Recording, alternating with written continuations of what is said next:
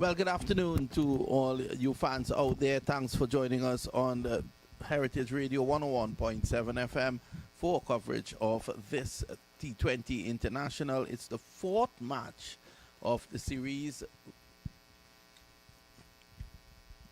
with the West Indies team. At this point in time, they're leading 2-1, a wonderful victory in the last match where they scored 224, and then in the second game, they went down by 1 run, and this was after a crushing 9-wicket victory in the opening game.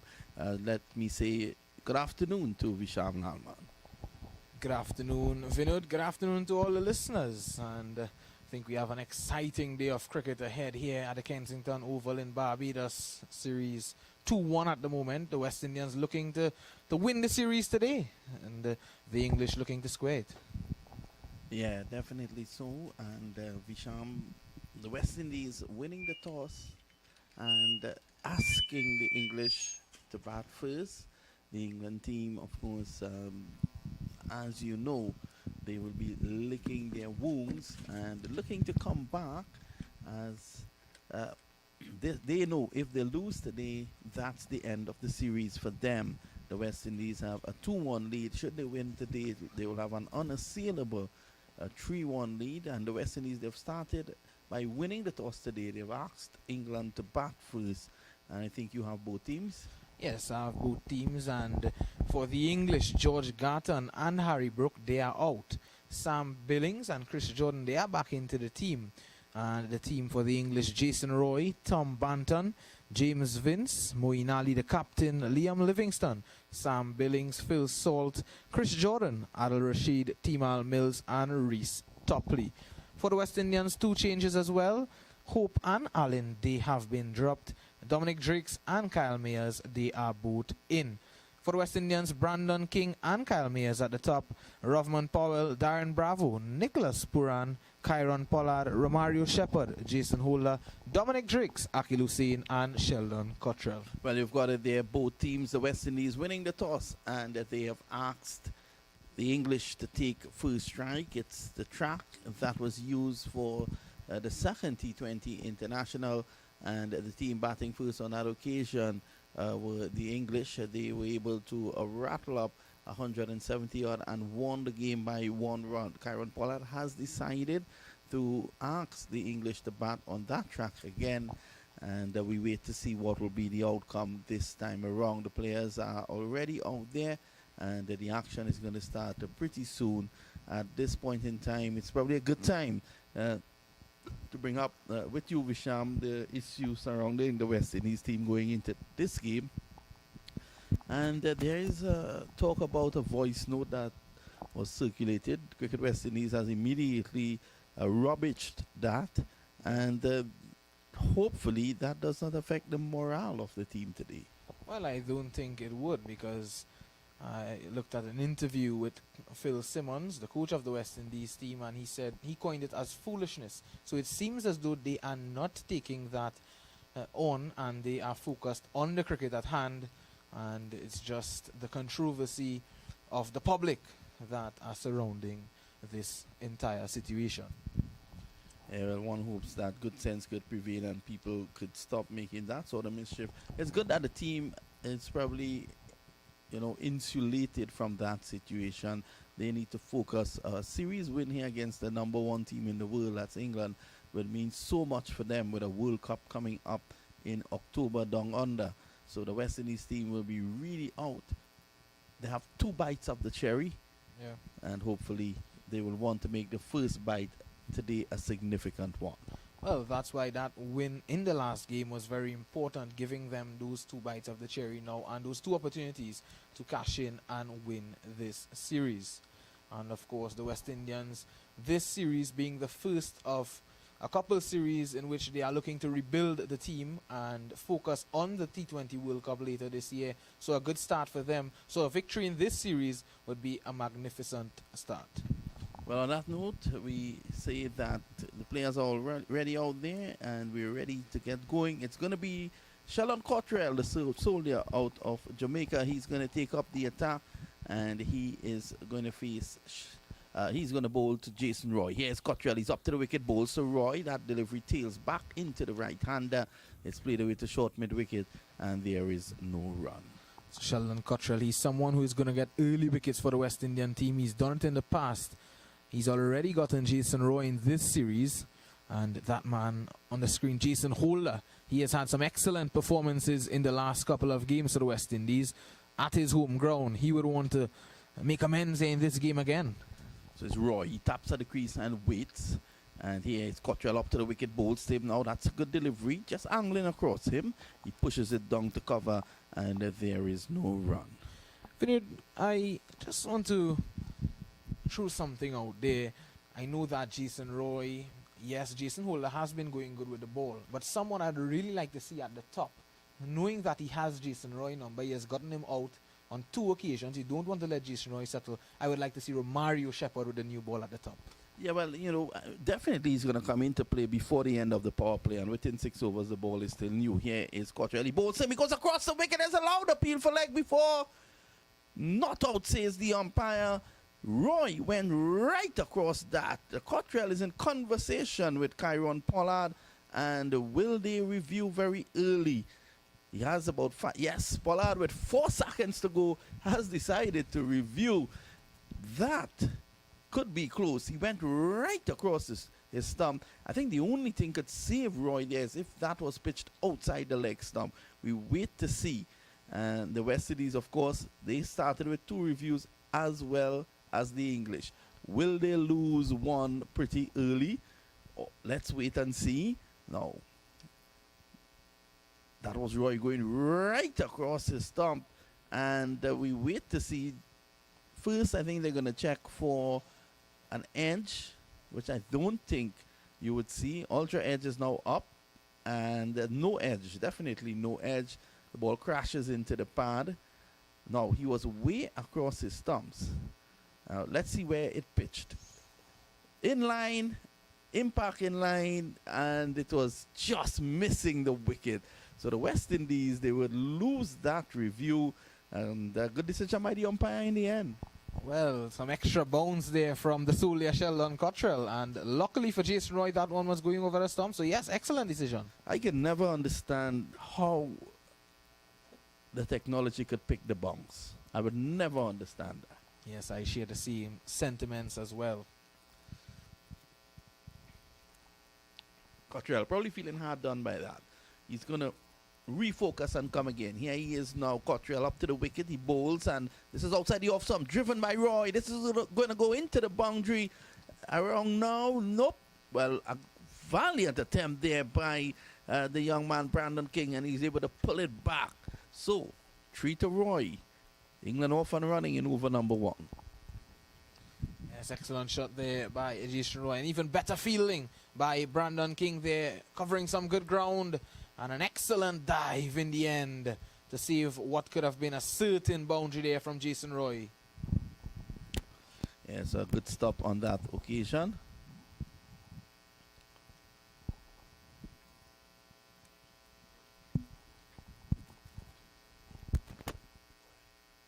Yeah, good stop there on that occasion there by Brandon King. They're having a look at it, and we wait to see. He gets rid of the ball. Does it touch his hands? Oh, that's a wonderful save. I think that we are not going to see that signal the 4, and I think they're going to stay with the decision of just 3 runs. So at the moment, it's 3 without loss. Remember, this is the 4th T20 International at Kensington Oval in Barbados. West Indies leading 2-1. And Banton, who had a fine half-century in the last game, he's played 13 innings for 307 runs. He waits for Cottrell. Now he's in and bowls. This one comes back into him, and it's played away to short mid-wicket where there is no run. So it's 3 without loss at the moment. The West Indies bringing in Dominic Drakes and Kyle Myers. And for this game, missing out is the opening batsman, Asher Hope. So it's a packed Kensington Oval, up to 50%. So it's not totally packed, but the 50% has been sold out. And that's a good news for West Indies cricket. Here is Cottrell. He's in again and bowls outside the off stump. He edges down to third man. and that is going to go into the boundary for 4. So unlucky on that occasion there, Sheldon Cottrell. It's the end of the first over, the end of over number 1. The West Indies are 7 with, England asked the bat by the West Indies are 7 without loss. We take a short break and we come back.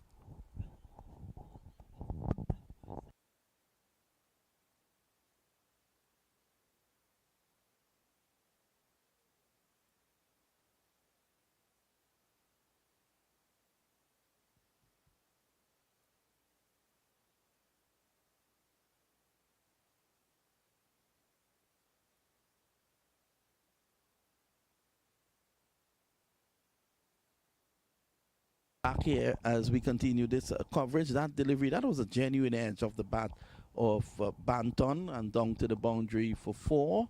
So at the moment, England are 7 without loss. Holder has played 34 matches, and he has done very well for the West Indies. Some of those as captain. His best of 4 for 7 came in the first match. He starts from the southern end and then stops as he goes back now. Favorite in Barbados, a favorite son of the soil. Here is hold up to the wicket now. He bowls, and this is played away by Roy. Back along the track, just back of a length, making some height on that occasion. And at the moment, the score remains on 7 without loss. This is over number 2 in progress. Remember, this is the 4th T20 International coming to you on Heritage Radio 101.7 FM, and we are bringing it to you from Kensington Oval in Barbados. Here is Holder, goes past the umpire, bowls. That's a very good delivery that cuts back in, and Roy was in no man's land. He was lucky not to have gotten an edge on that occasion. The score remains 7 for 2 in the second over. Visham. Yes, Jason Roy feet there was no way to the pitch of that delivery. He was playing well away from his body, and that one just millimeters away from the off stump. So the West Indies today handing the gloves to Nicholas Puran, and it's going to be Holder again from the southern end. He runs in, very rhythmic approach, passes the umpire now, bowls, and that's a good delivery. He's out caught and ball, he's dropped him. Jason Holder, that one held back. It popped on Jason Roy. He was not through with a shot. It went back to Holder. A casual approach there to that one, Jason Holder. Look at it, just going right back to him. I think he was very surprised that it came back, and the Holder puts down Roy very early. Yes, a very easy catch there, Jason Holder going with one hand. Everything went well up to that point because he had deceived Roy, and that's what he would have been looking for, and in the end not holding on. Here he is again. He's going to try. Up to the wicket now. Bowls to Roy. This is short. Roy gets back. Gets a single to wide mid-on. And that pushes the score to 8 without loss. Holder in this over. Just a single. Yes, and the man on strike now, Tom Banton, coming off 73 in the last game. And he has found his way back into form, you would say. And the English would be happy. So they would want some more runs from him. Consistency is what they would want at the top, Roy and Banton. Jason Holder's thus far bowled a good over.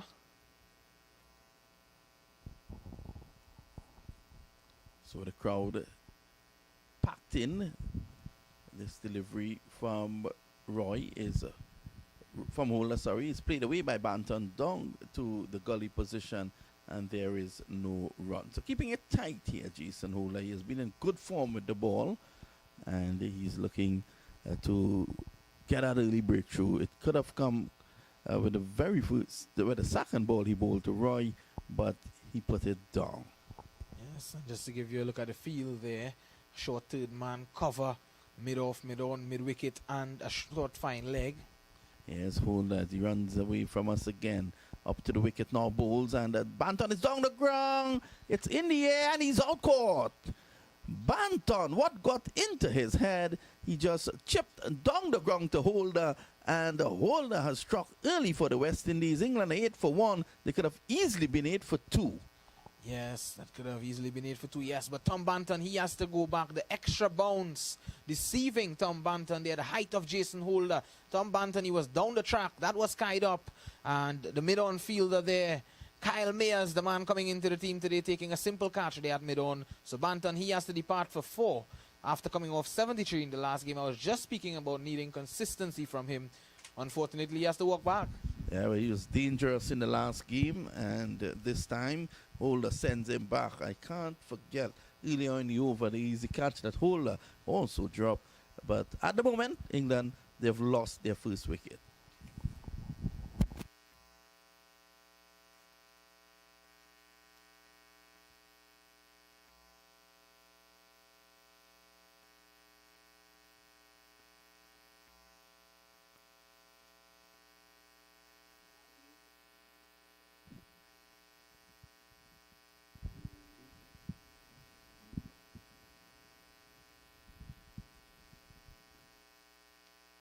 Back here as we continue coverage of this fourth T20 international between the West Indies and England. And coming in to take strike now is James Vince, but it's the end of the over. And Jason Roy is now facing the Cottrell. He drive through the covers. That's a lovely shot. This time, Brandon King could not pull that back into the boundary for 4. That was overpitched and deserved the treatment. Yes, Cottrell this time, he has been over pitching some deliveries in the last couple of games as well. He has been a bit inconsistent, Sheldon Cottrell, and this time pitching it up there, and Jason Roy, he would not miss out on those sort of deliveries. So Roy feeling that nicely onto the bat. He goes on out to 8. It's 12 for 1. Cottrell will want to pull those deliveries a couple inches back. Here he is now. He runs away up to the wicket, bowls him. That's a lovely delivery. Yorker length. Roy did well to dig that one out, and there is no run. Yes, he has the tendency to bowl those sort of deliveries, Sheldon Cottrell. Jason Holder picking up that wicket of Tom Banton in the last over. I mentioned to you the bounce. Tom Banton was coming down the track, and Mears accepting a simple catch. The energy is up in the West Indian team. Yeah, definitely they would have enjoyed that early breakthrough. Jason Holder, the man in form for the regional side. Yes, Cottrell goes past the umpire now, both slower delivery, pushed away, lovely bit of fielding at cover by none other than Jason Holder, and there is no run. 12 for 1, Sheldon Cottrell. This is his second over, none for 11. Vince has just come in, he's yet to score, and Roy is on 8. Love the way that Jason Roy played that shot. They're very smart. He saw that the ball just holding up in the wicket and checking his shot at the very last second. So Pollard, for all the pressures he has been under, he's responding well. Slower delivery again, and that's just a single. Down to Laurent coming in is Pollard himself, and that's just 1. So Vince comes into strike now. Vince has not had the best of series, so he'll want to do something positive today for England. Roy is on 9. Banton, the man dismissed, caught by Myers of Holder for 4, and Vince comes in. To follow is Moeen Ali, Livingston, Billings, Salt, Jordan, Rashid, Mills, and Topley. The English bowling attack looks very settled, so it should be a great game today. The weather is fine, the crowd is already in, and I think we're about to see another cracker, Vishal. Yes, definitely so, and both teams ringing the changes for this game. Yes, Sheldon Cottrell up to the wicket now, bowls, and Vince drives loosely into the gloves of Puran, and there is no run there. James Vince has not had the best of times in the Caribbean. You'd want to make some runs here and stamp his authority in this game. He's a senior player, you would say, in the English team. He's been around the circuit for a while.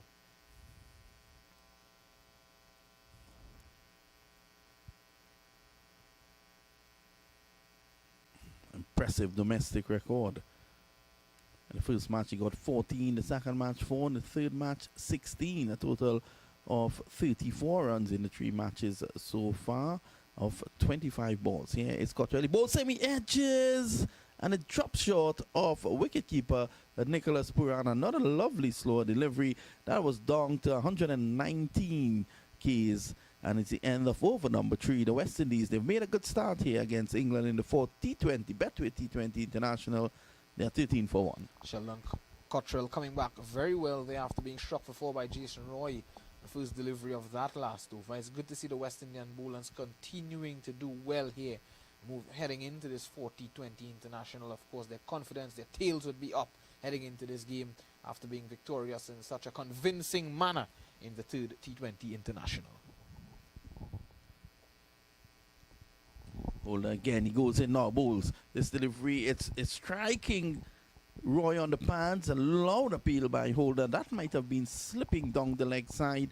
The umpire is unmoved, and there is no run there. So the West Indies, they are enjoying the early exchanges at Kensington Oval. Yes, definitely. And Jason Roy just seems to be a bit squared up there on that occasion by Jason Holder, looking to turn that one away onto the onside. That was definitely missing the leg stumps there, Vinod. Yes, Holder, as he runs in again. Very rhythmic approach. He's up to the wicket now on bowls, and this time this delivery slips out of his hands. It's pulled away down behind square, and a lovely running stop there by Powell. They come back for two, so Holder lucky on that occasion that was not called a no ball. It's probably just below the waist of Roy. He goes to 11 of 14. It's 15 for 1, and Roy is a very dangerous batsman. They would not want him to settle. He's lived a charmed life so far. He had a very close call for leg before against Sheldon Cottrell, and then Jason Holder in the very next over putting him down. Here's Holder. He goes past the umpire, bowls. That's a slow delivery, pushed away, and there's no run there because mid-off is deep, and he prevents that single. I really admire the way in which these West Indian opening bowlers are really showing their wares and being not afraid to use that slower delivery early on, especially in the power play. So young Dominic Drakes coming in to play in front of his home crowd. He's the son of Vasbert Drakes, the former West Indies all-rounder, as Holder is in and bowls, and he follows Roy. That's a brilliant delivery. Roy was backing away, and Holder took his arms away from him by following him. Yes, the smarts of these guys coming to the fore, and the smarts of that guy will certainly need to be at the forefront today. Dominic Drakes getting an opportunity here in Barbados, his hometown. His home country, sorry. Holder again. Already with his tail up. A wicket in the column. Comes in and bowls him and crashes into Roy's pad again as he was looking to back away to leg stump. So Holder seems to have Roy's number at this point in time, and you can see the frustration on the face of Roy. He's throwing the bat. He's hunching over. One hopes that all is well with him.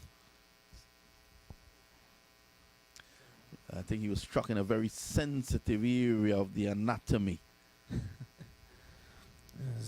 Jason Roy looking to make room for himself on the last couple of deliveries. Jason Holder doing the right thing, following him, not giving him any room to work with. Well, all hotels are completely booked. Yeah, his hotel Holder, the bowls there, it crashes into the pad again down the leg side. And they're looking for the overthrow. It's the end of a brilliant over by Jason Holder. And the West Indies are keeping England in check.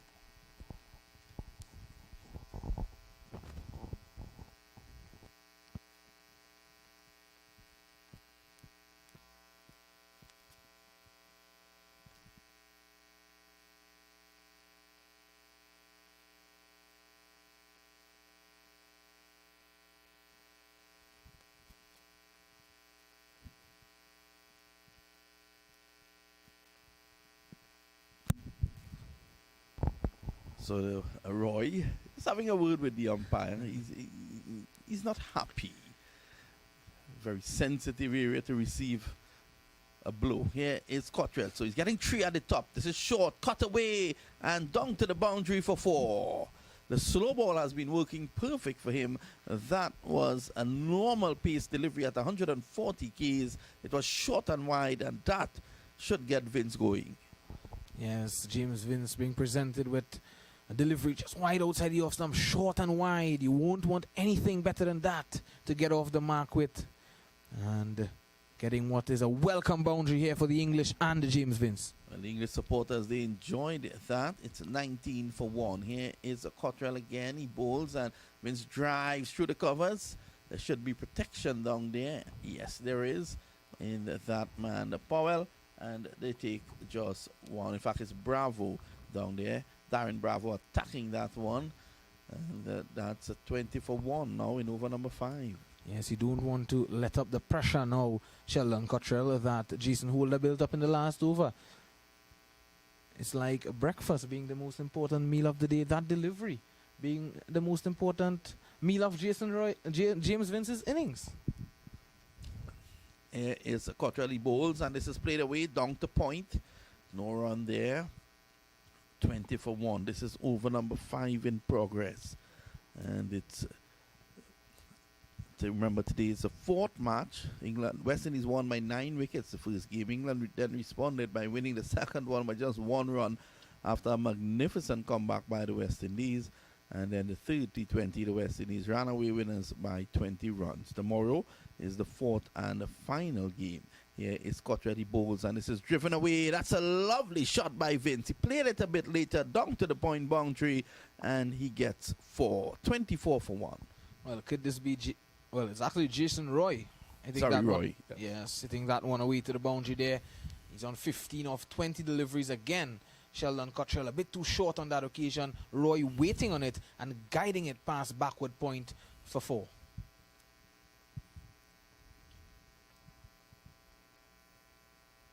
A lovely shot on that occasion, and the experience of Roy telling.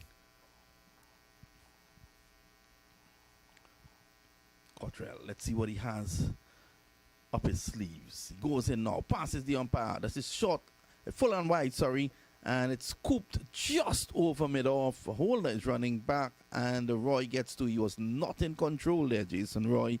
And he goes on by 2. He's on to 17 now. It's 26 for 1. Yes, Sheldon Cottrell, although he pushed it wider, he slowed it up in the air. So Jason Roy not getting the pace that he would have wanted. He was in no position as well to play that shot. So the English fans, they're out very early into the makeshift beach. There's a big pool, and they've brought in the sand from the close by Bronx Beach. This time it's a swung away, a mighty hit for 6. And this is why Jason Roy is a dangerous customer. That was struck onto the roof of... Vince. That was struck onto the roof of the stands. And Vince goes on to 11. At the end of 5, it's a 32 for 1. In fact, it was Roy. 32 for 1 at the end of 5. We take a short break. We'll be right back.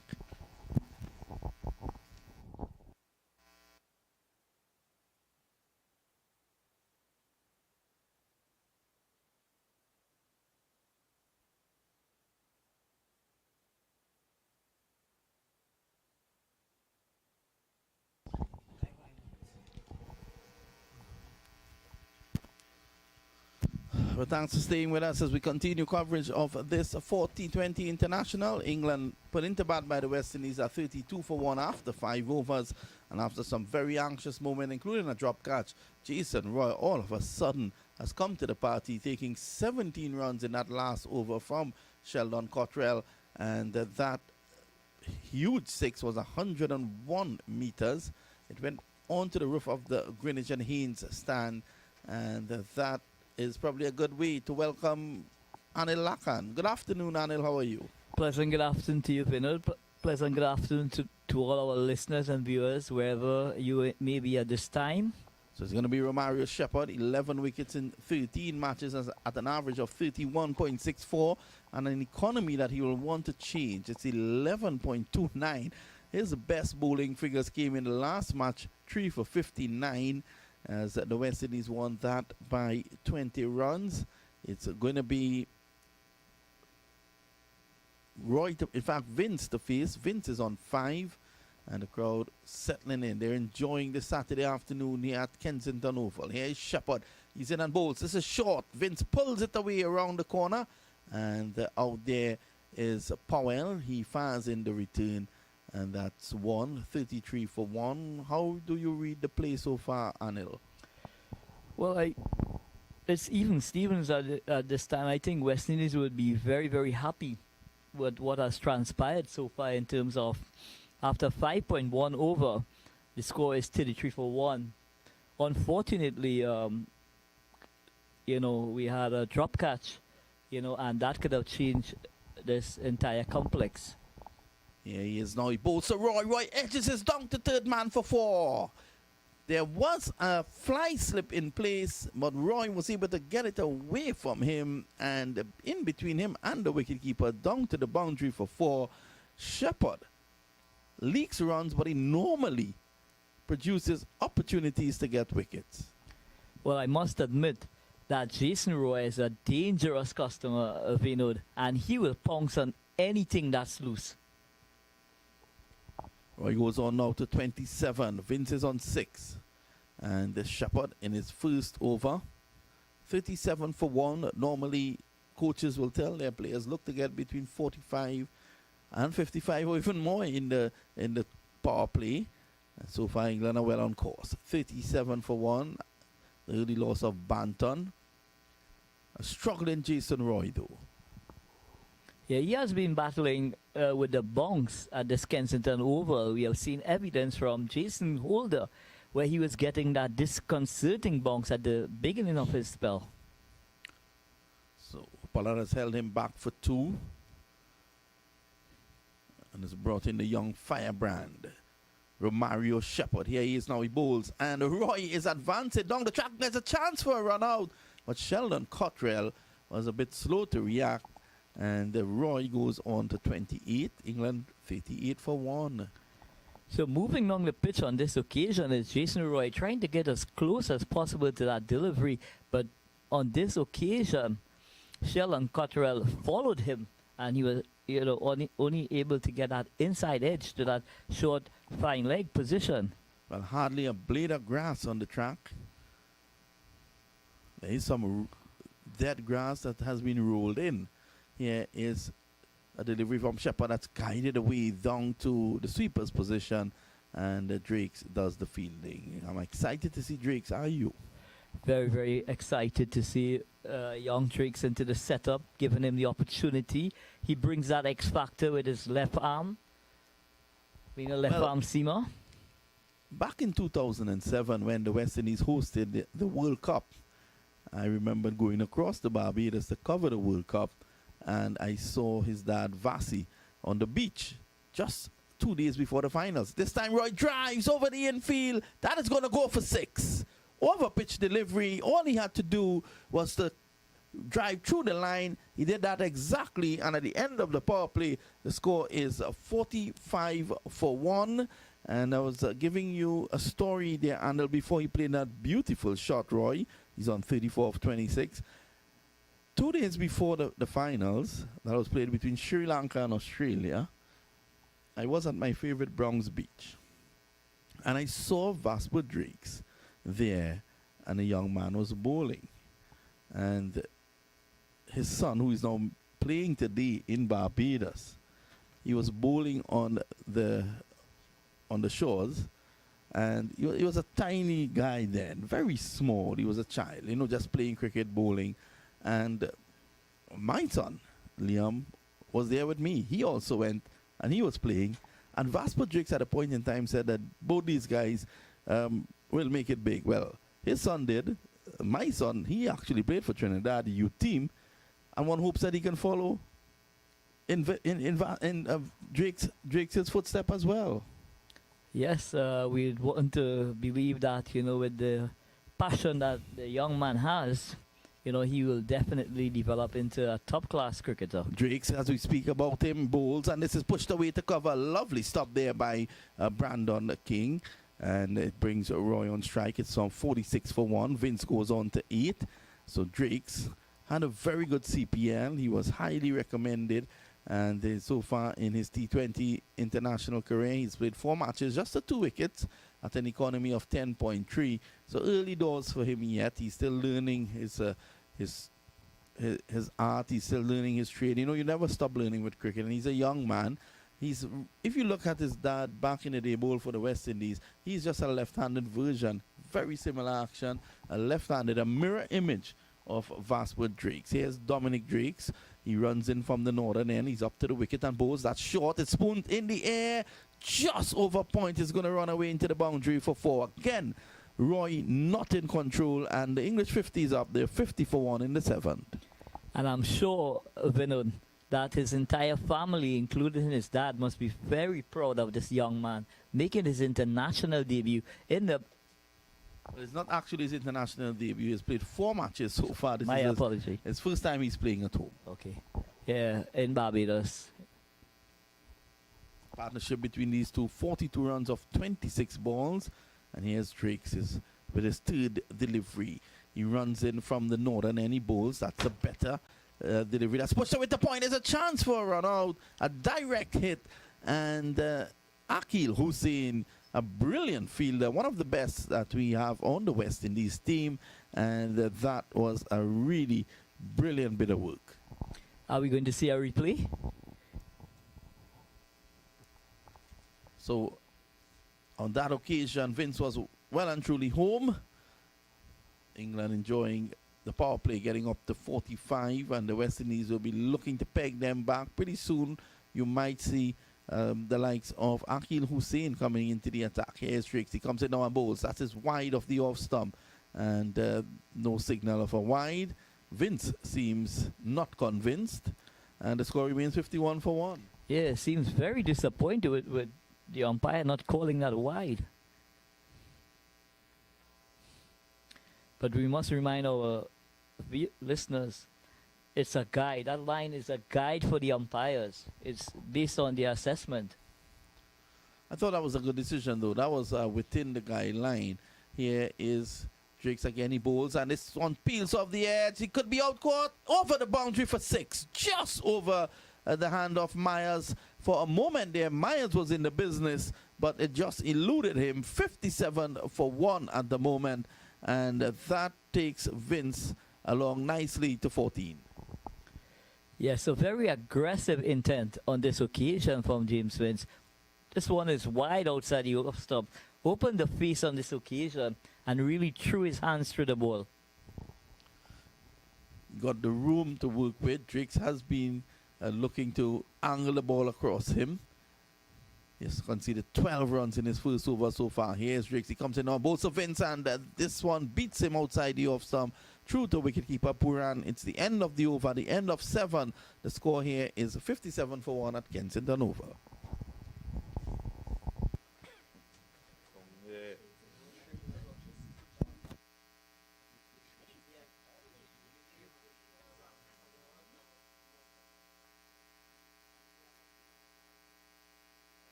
Well, Anil is worried if his sister is not listening to him all the way in England, and the entire Caribbean and the world just heard that. I want to say good afternoon to your sister. Good night to your sister in England, and she must be very happy with the score at 57 for 1, England. She's a born and bred West Indian, Vinod. I'm sure some of her English mates, will be giving us some banter during the course of that night shift. So an economy of 6.95 for Akil Hussain, 10 wickets from 17 matches. Born and bred, as you said, from DB in South Trinidad. At the moment, the score is 57 for 1. And the West Indies looking to get a further breakthrough, just to pull England back. Here's Hussain. He bowls, and this is driven away uppishly. Just one bounce to Pollard, who's in at short cover. And there is no run.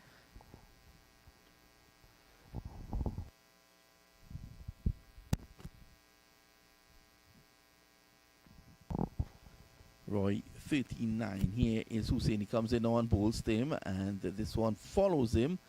He's able to adjust. Hussain does the fielding, and the score is 58 for 1. Roy gets 1, goes to 40, brings Vince on to strike, and that's the 50-run partnership there, Anil. Yeah, very well worked 50-run partnership from 32 balls. Jason Roy has really teed off with 40 of 30 balls, and James Vince just seems to be getting in his stride at this moment, Vinod.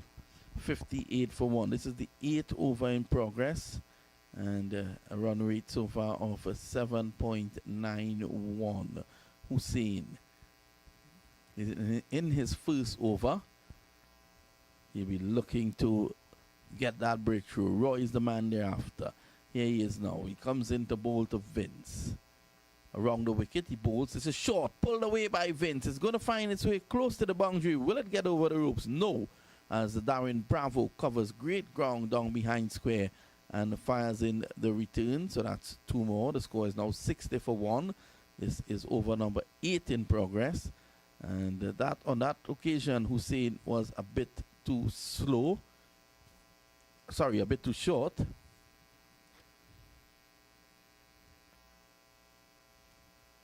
There he is now. He comes in again and bowls. Angle down the leg side, down to Cottrell. Runs here for England. Just one, in fact. And it's 61 for 1. No signal from the umpire. Vince now goes on to 17. Roy comes into strike. He is on 40. Good start here by Akhil Hussain. Excellent start. It's just interesting to see how Jason Roy is going to approach Akhil Hussain. Yeah, he starts a run and then walks. Lovely delivery, cramping him for room. So obviously they have done their homework on Roy. He loves to get room outside the off stump. He loves to clear the front foot, and they're following him. He's darting it into him. We saw what Jason Holder did to him at the top of the innings as well.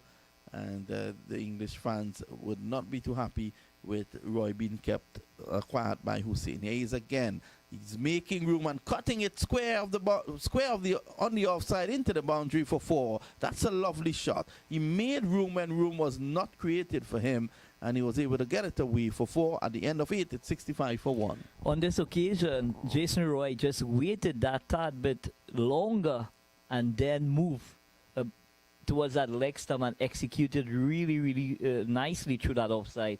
So England really moving along, at a rate. It's not a high rate in terms of the RPO, but I think both these players are really eyeing up, some big overs, coming up into the 10th over. Well, it's pretty decent. It's 8.13 at the moment, and after 8 overs, Jason Roy is on 44, and with him, James Vince on 19. That was a lovely shot by Roy, the last shot. He made room when none was presented to him. Here's Drakes. He comes in and again. This is struck away down the ground and just over the head of Kieron Pollard for 6. At one point in time, you thought Pollard might have been interested in it, but it was way over his head. And if Pollard can't bring it down, no one can. Well, for the exception of Pollard, Jason Holder might be the only other candidate might have a chance there, Vinod. So, again, bowling length deliveries. Drake's not learning from his experience in the first over.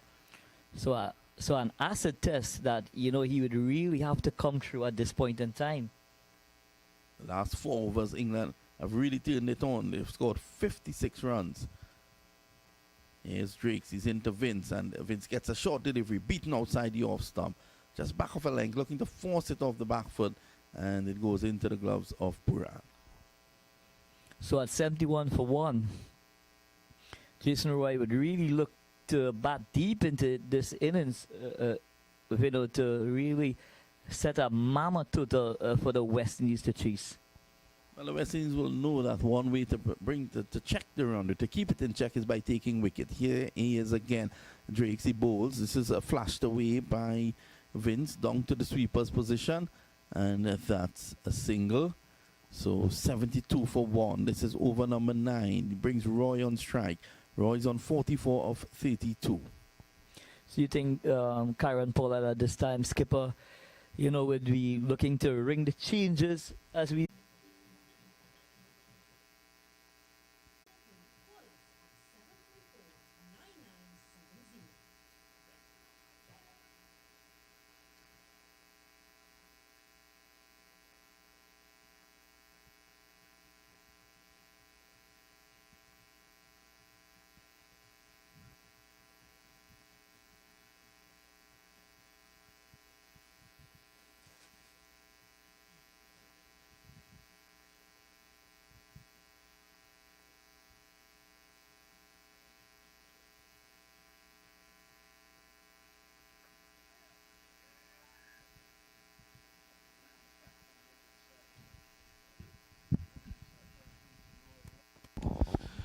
Well, we must apologize for that break in transmission. We are back up and running, and England are 81 for 1 in the 10th over.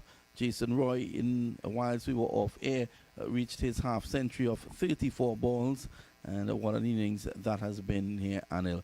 Here is Pollard, the West Indies captain, who bowled very well in the last game, grabbed 2 wickets, was pretty economical after all the free run scoring that we saw on that third game. So he's going to come back here again. He's going to take pace off the ball. The youngster Drakes was not doing that.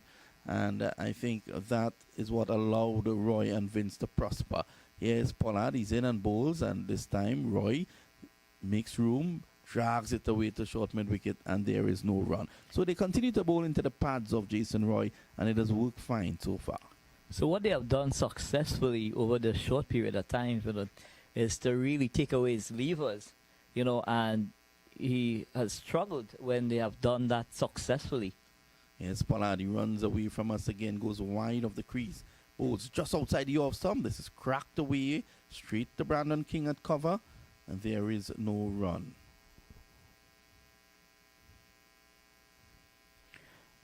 So I must give the analysts, some kudos for really going in depth into what is happening with Jason Roy and how he sets up, and I'll share that information with the team, Vinod, so that they could execute better.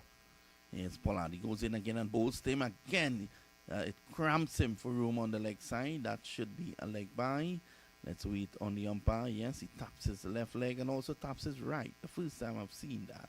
He tapped both legs just to show his fitness. Pollard having a conversation with Roy. Probably showing Roy the ball and telling him, this is it, you haven't been seeing it. Well, Pollard is a brave man because Roy has already reached 50 of 37 balls. He's bowled well in this over, just the 2 runs. This is over number 10. Here's Kyron Pollard. He runs away from us now. He's up to the wicket and bowls. And this is pulled away by Vince, down behind square. Darren Bravo is stationed there, just a single. So after all the mayhem in the last few overs, some sort of respectability has been brought back by skipper Pollard. Definitely he has pulled it back in this over, and it's evidence of his experience, guile. And he's a wily customer, is Kyron Pollard. He just takes the pace, run his fingers across the seam of the ball, and that really does, takes the, helps in terms of giving pace to the batters. This one is driven down the ground, and that's one more. Pollard and Roy continues to enjoy each other's company. And at the end of the over, at the end of 10, England are well placed on 84 for 1. We take a short break. We'll be right back.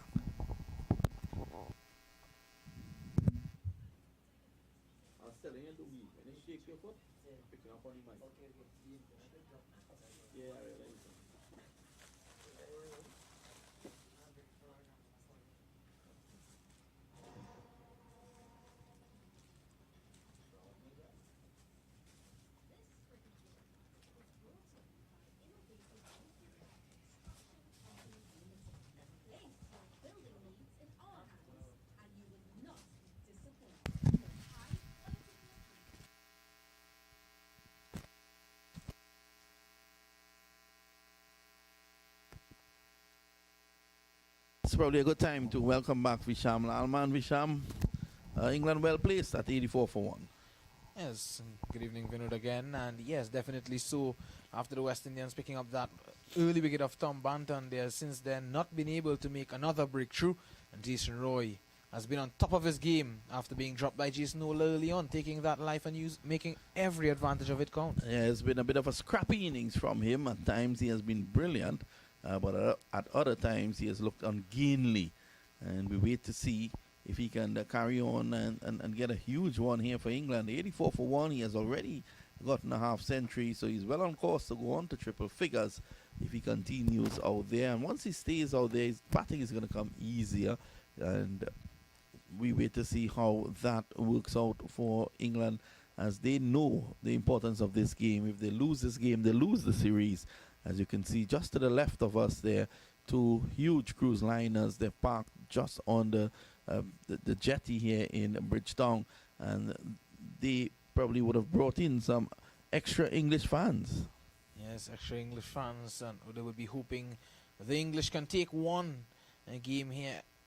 This being the 40-20 international of the series and square the series. But yes, the spectacle, the mecca of cricket in the Caribbean, the Kensington Oval, hosting this series here between the West Indies and England. I think this will give me a good time as well, this break, to congratulate skipper Darren Sammy of the World Giants. They recently won the Howsat Legends League Cricket. They are the champions 2022 of that tournament that took place in Oman.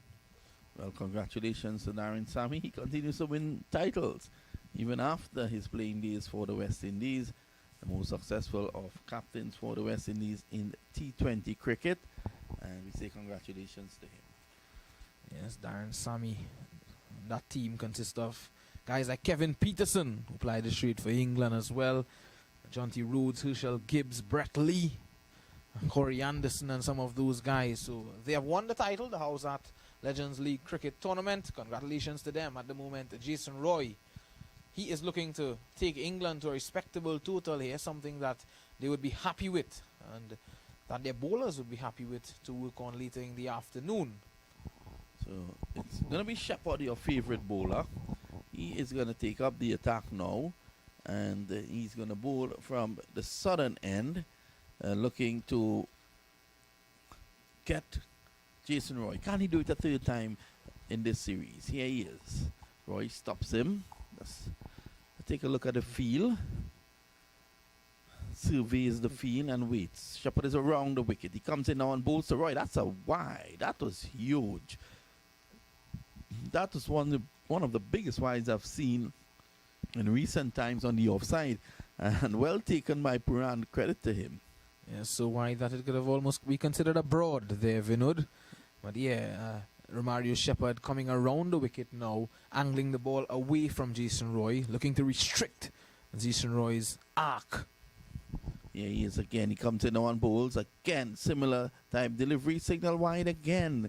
So Shepherd just needs to get closer to Roy. He's looking to angle it out of his reach to take the power away from him.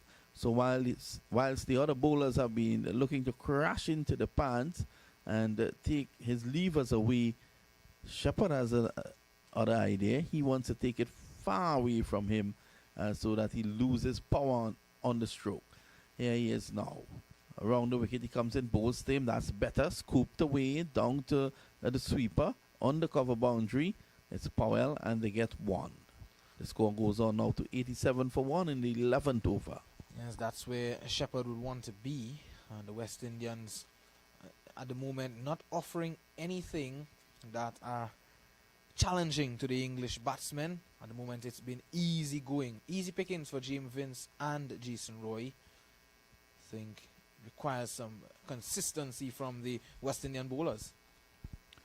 Yeah, is Shepherd again around the wicket. He comes in and bowls, and Vince drives, beats point and into the boundary for 4. He was driving again, looking to push it wide was Shepherd. He drove at it. Not very powerful shot in the end, but misfield at point, and it allowed the ball to go into the boundary for 4. Poor bowling from Mario Shepherd at the start of this over, I would say. I think the length was there, but the line was a bit off. It was a bit too wide. It allowed James Vince to free his arms. Shepherd none for 20. He's in his second over. It's been very expensive. His career econ rate is over 10. Here he is now. Up to the wicket, bowls. That's wide, and Vince follows it. He'll be angry with himself, because had he left that, I think that would have been signaled wide by the umpire. He crashes it to cover where Darren Bravo is stationed, and there is no run. England down 2-1 in this series. They are 91 for 1 in the 11th over, and the first match at the halfway. Akhil Hussain might be back into the attack soon. 1 for 16 and 4, 1 for 15 and 3, 1 for 36 and 3. And in this match, just the 1 over for 8. He could be a man who could make a difference. Shepherd is in again. He drives. Vince beaten outside the off stump. It was wide. He was looking at the umpire as if to suggest that was wide. And it goes through to the wicketkeeper. Vince is on 31 of 21. Roy 52 of 39. And the score at the moment, England 91 for 1. Remember, they were put into the bat first by the West Indies. Skipper Kyron Pollard winning the toss and sending England into bat. Here is Shepherd. He's in again, bowls wide outside the off stump again. And beaten. This time he took pace off this one, and that goes into the gloves of the young man Puran behind the sticks. Banton, the only batsman dismissed. What seems an eternity ago, he made 4. He fell to Holder, who was taken 1 for 3 in his 2 overs. As here is Shepherd around the wicket again. This time, Vince drives. He gets hold of this one, and it's going to go down to the sweeper's position. Powell attacks it. They're going to come back for 2. There's a chance for out of the non-strikers, but nowhere they could have gotten that wicket, as Roy was able to get to the non-strikers end in a hurry. He is on 52. It's the end of the over. We take a short break. We return to Kensington Oval.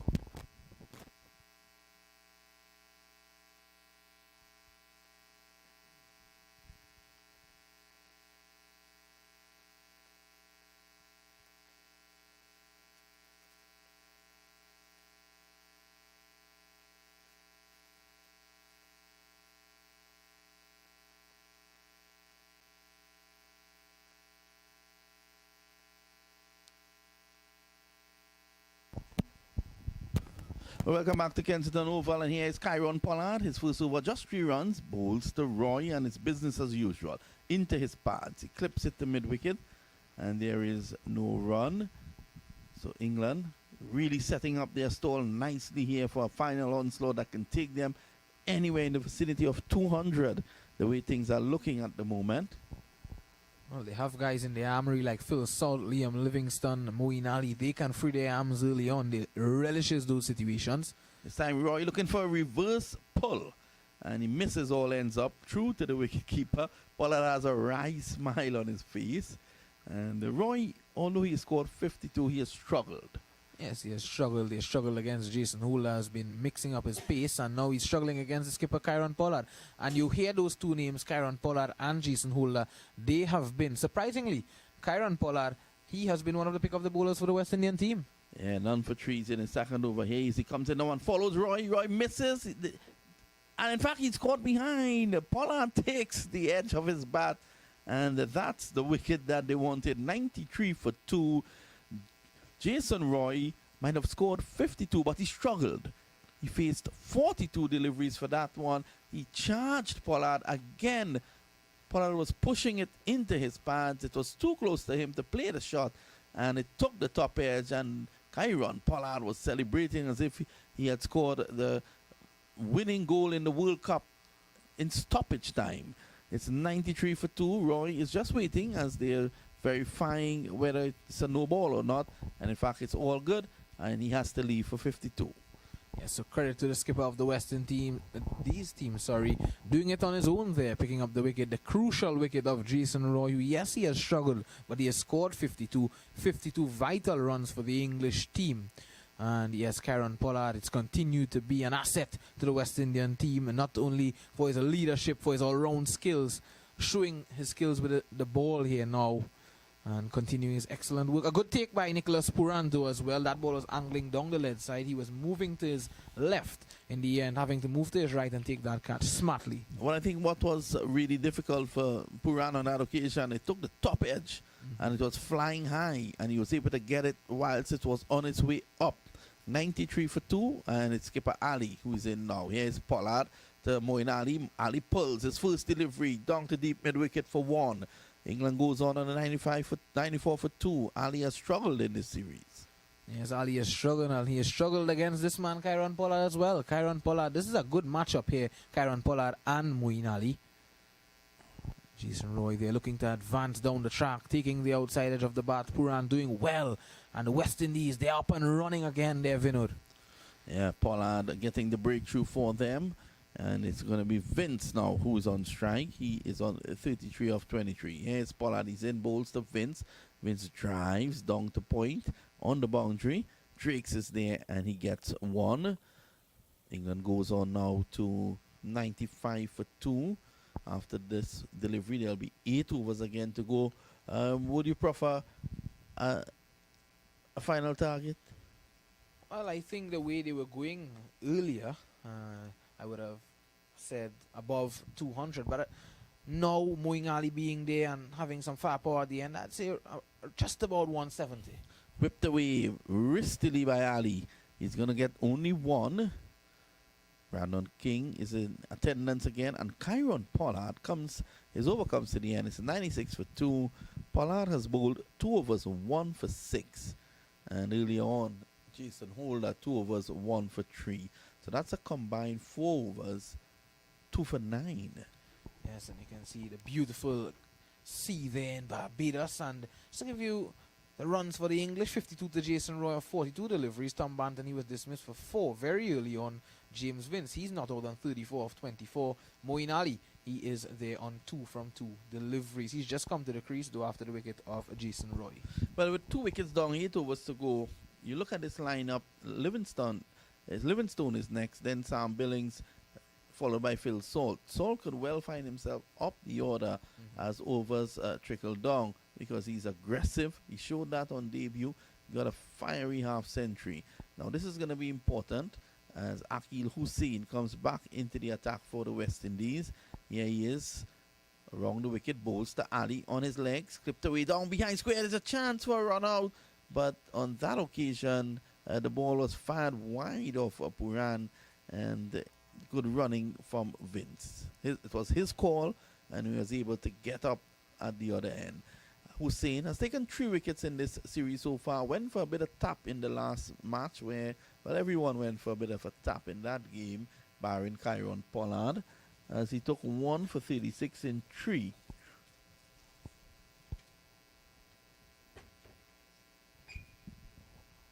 At the moment, it's 97 for 2. Vince is on 34, and he waits for Hussain. Here he is. He bowls to him. It's just short and wide. He powers it away to cover. Brandon King is there. He will be angry with himself. That was a short, wide delivery that deserved the treatment, and he just couldn't get it through the offside. He could have picked his spot. Here is Akil Hussain again. The man from Laventine, Trinidad, around the wicket, bowls wide outside the offside with peels off the edge. He's out caught. Down at short third man, Akil Hussain. They can't keep him out of the action. His 4th wicket in the series, a wicket in every match so far. It's now 97 for 3. And they say when you have a big partnership, when one of the players go, normally the other follows. That was just on the guideline outside. He cut at it, just couldn't keep it down. It flew off the top edge. Short third man didn't have to move, and Akil Hussain strikes. Yes, poor choice there from James Vince. That was wide. Had he left that, that would have certainly been called a wide. They're chasing that wide delivery, and Akil Hussain picking up a vital wicket of James Vince. 1 brings 2, as you say, Vinod, and 96 for 3 now. See, that's a good comeback for the West Indies.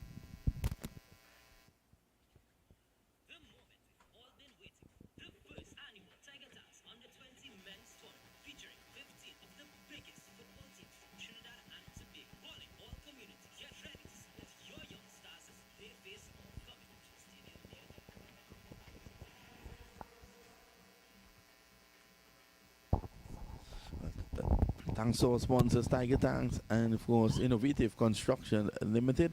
Liam Livingstone is the new batsman. He's played 12 innings, 263 runs at an average of 26.3.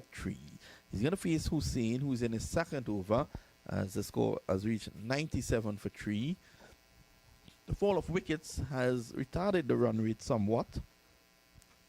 And this is normally what happens. It's one of the best ways to check the run rate. Here he is now. He bowls, pushed away on the offside, and Livingstone is off and running.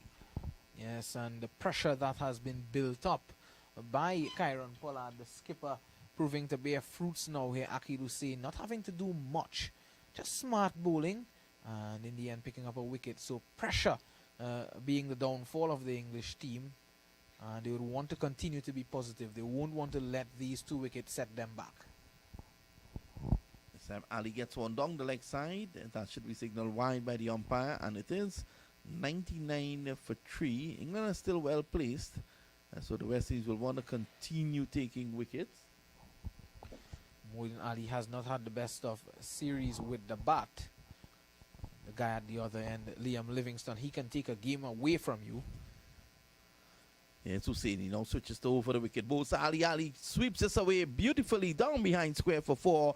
Intentionally saw the man at square leg was up in the circle. It was just a matter of paddling it over his head, which he did. That brings up the 100 for England. Committing the Cardinals in the accusing, coming over the wicket and firing that one a bit too straight down the leg side. Moeen Ali had enough time to place that one over the man at a short fine leg, picks up a boundary. Yes, Hussein again to Moeen Ali. Over the wicket, bowls to Ali. This time it's straighter. And played away. Ali can't get it past mid-wicket. There is no run. So the end of 13, an over in which the West Indies got a wicket. The latest score here at Kensington Oval. England put into bat. They're 103 for 3.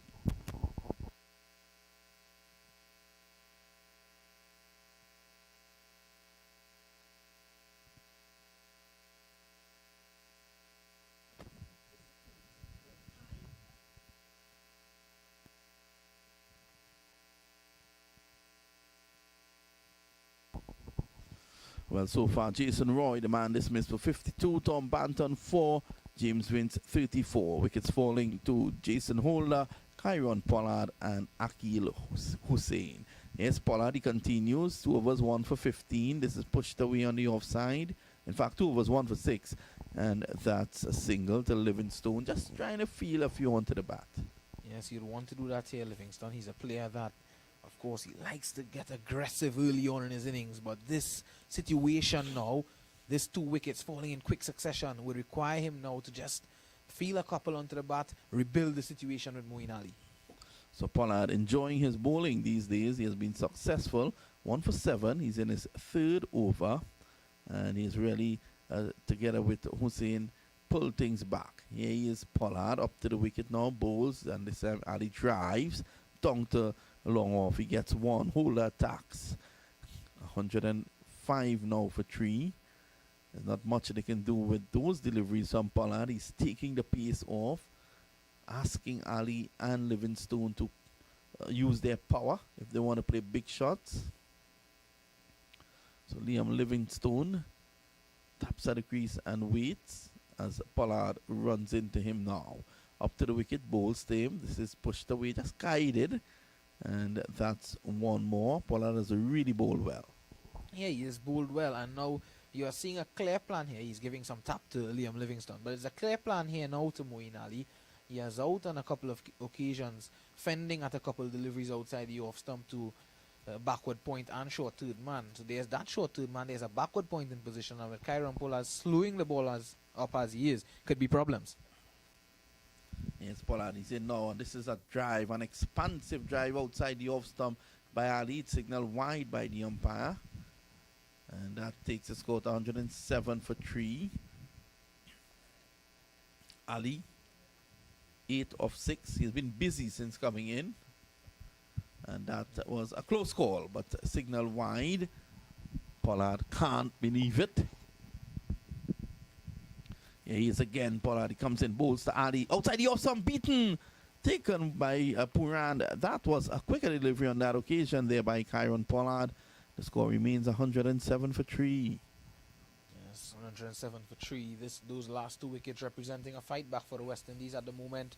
Moeen Ali and Livingstone in a situation of bother here now, Vinod. Well, Pollard, to Ali this series, he's bowled him 16 balls and Ali scored 17 runs.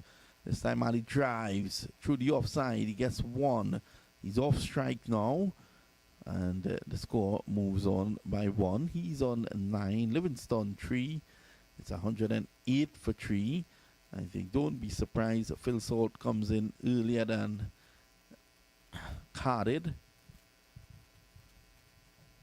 Phil Salt strike rate of 237.5. He really did some hitting in the last game at the back end of the innings. Livingstone taps at the crease and waits. Here's Pollard. He's in time. He's advancing down the track and then clips it down behind square for 1. It's the end of a very good over from skipper Kyron Pollard. England 109 for 3 after 14. Pollard has bowled his 3 overs for just 12 runs. Well, the run rate has died down with those 2 wickets. The run rate now 7.79. So it's a very tricky situation here for Moeen Ali and Liam Livingstone. It will be very interesting to see how they approach this situation moving forward. I think although, yes, England, they are 109 for 3, I think that they're in a healthy position to get a good total still. Yeah, 6 overs to go. If they can get up to still 170, I think, from this position with proper batting. But the West Indies will be looking to take wickets. And once you take wickets, you constantly bring new players to the fore. They will take a delivery or 2 to settle. And sometimes they take even more. And all of a sudden, the overs are withering away. Here is Hussain outside the off stump. He gets some turn and bounce. And Livingstone is asking for a wide. I don't think that was a wide. Well taken there by Puran. It's a good delivery there from Akil Hussain, just extracting some turn and bounce from the wicket. Here is Hussain again around the wicket. He bowls to Livingstone, who's looking for a reverse sweep. And that could have well landed back on his stumps as Puran just throws his hands in the air. Hussain smiles. No run. 109 for 3. Hussain in his 3rd over, 1 for 15. He has bowled well as usual. Here he is again. Around the wicket, bowls to Livingstone. This is short and wide. He gets back. All he can get is 1 as the man sweeping the boundary down there. Powell's in the return. Powell, a brilliant 100 in the last game. He'll be looking forward to get back out there. Ali comes into strike now. He surveys the field. Well, Ali would like this opportunity here now. The ball is turning into him. Here's Hussain. He comes in now, bowls to Ali. Ali's back. Taps it away to square leg. Gets 1. I think we are going to see this approach from the English until there are just maybe about 3 overs remaining and they look to attack at the back end. Well, that all depends on how many wickets that they have. It's now Nelson 111 for 3.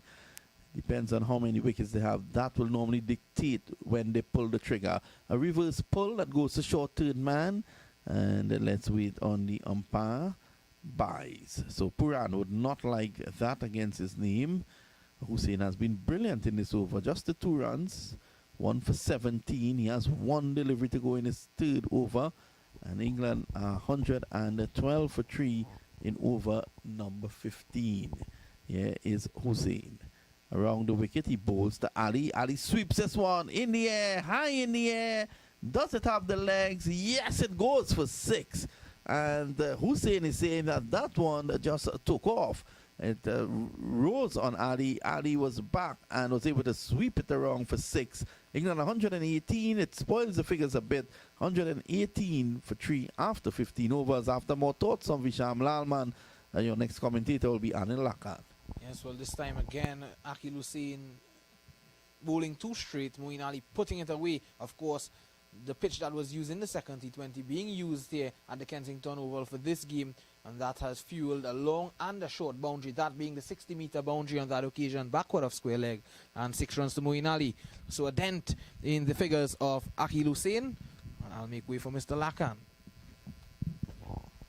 Thanks a lot, Visham, as that delivery was swept away beautifully just to the right of the Tony Kosher Pavilion.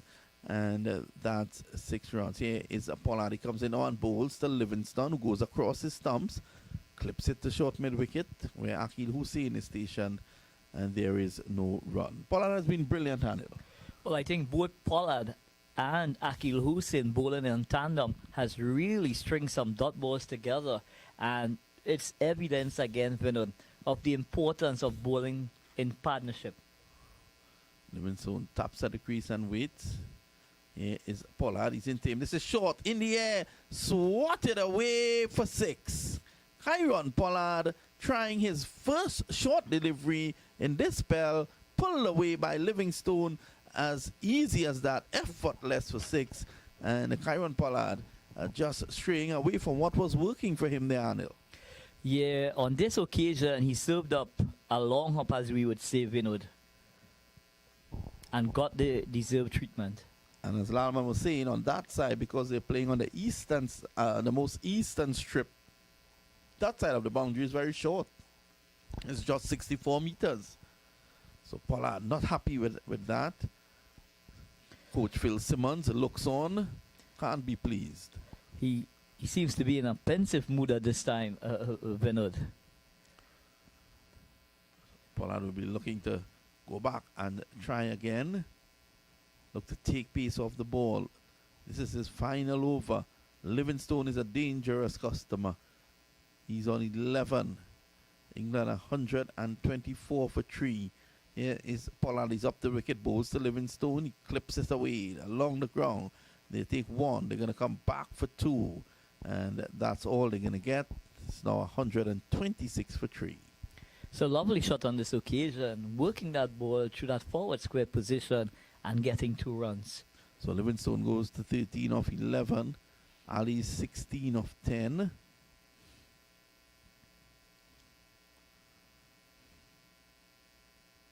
here's Kyron Pollard again, a big man, a big unit. Goes wide of the crease, bowls to Livingstone. He swings it away, and he could be in some problems. It bounces just before the deep mid-wicket fielder in Powell, and they take 1. So he really didn't get hold of that. Defeated on this occasion is Livingstone with that slower delivery. Yeah, it went in the air, it went miles into the air. Powell was running, but he just couldn't get to it. It went very square. And on that occasion, Powell just couldn't get to it. There was no way he could have gotten to that. And Pollard coming back strongly. He has 2 deliveries to go in his spell. Here he is. Up to the wicket now. Bowls Ali. Ali's outside the off stump. Hits it down the ground. Does it have... well, it doesn't have enough. It's gonna bounce away the holder. And they come back for 2. Pollard. Yeah, defeated again is Moeen Ali with the change of pace. Trying to go downtown on this occasion. But it didn't have the pace for him to work.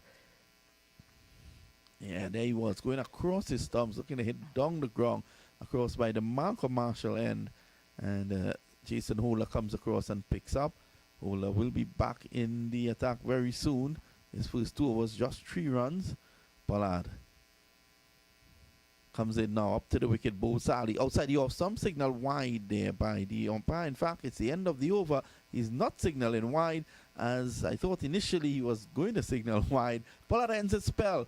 1 for 23 or 4, an excellent spell in the circumstance. After 16 overs, 129 for 3. A word on Pollard's spell.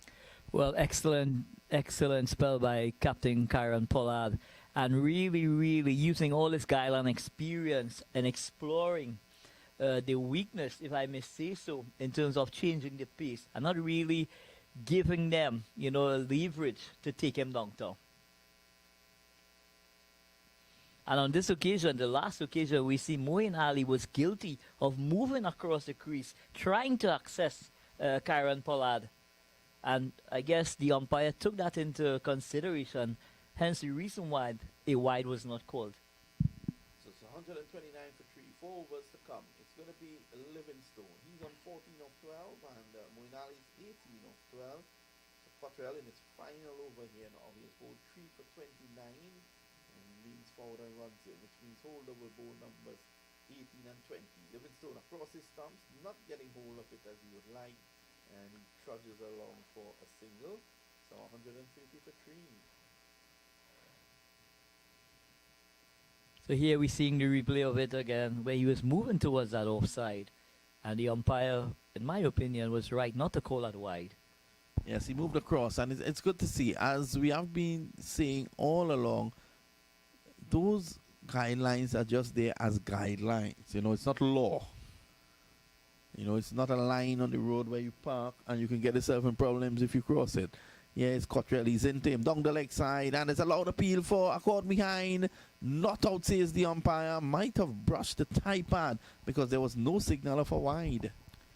So on this occasion, Moeen Ali was backing away to the leg stump again, but Cottrell followed him on this occasion. Doesn't seem to be a happy camper at the moment, is Moeen Ali. He's on 18 of 13. Kyron Pollard, an excellent spell, an economy rate of 5.7. 4 overs, 1 for 23. Yes, Cottrell bowls, and that's a slow delivery. And Hoyt away down the ground. Moeen Ali had to wait a week and a half and a day for that to reach him, and he was able to muscle it down the ground for 1. 131 for 3. This is over number 17, and this is a good comeback by the West Indian bowling unit. Excellent comeback by. Once you start picking wickets, the run rate tends to dive. But kudos to the bowlers for executing in these middle overs. Livingstone taps at the crease and waits. Cottrell is ready now for him. He's come back well. Just 2 runs in his 3 balls. He's in now. Bowls to Livingstone down the leg side. Signal wide by the umpire. And that takes the score to 132 for 3. So I think the occasion is ripe for the English batters to really press on the accelerator and get their team to, a very respectable score. So this partnership, 36 of 25 balls. The best partnership of the innings. Vince and Roy. 33 to Vince, of course, in a partnership of 85 with Roy. That Roy contributed 48. Yes, Cottrell, he's in now on bowls to Livingstone. He hits this down the ground. He's going to get 1, and that's all he's going to get as Pollard attacks the ball well. So Cottrell keeping it tight here in the final, his final over. Well, I'm sure the English bowlers and management will be keeping a key eye on what is taking place. It seems like when you take the pace of the ball, the batters are struggling to time the ball. And that was the problem with Romario Shepherd. He kept the bowling just at his normal pace, not showing the variation. Yes, Cottrell, he bowls to Ali. Ali swings at the delivery. That was a top pace, and it goes through to the wicketkeeper. That was a surprise ball. Yeah, that one was just kissing the surface and taking off. So that delivery into the gloves of Puran, who has done a good job behind the sticks today.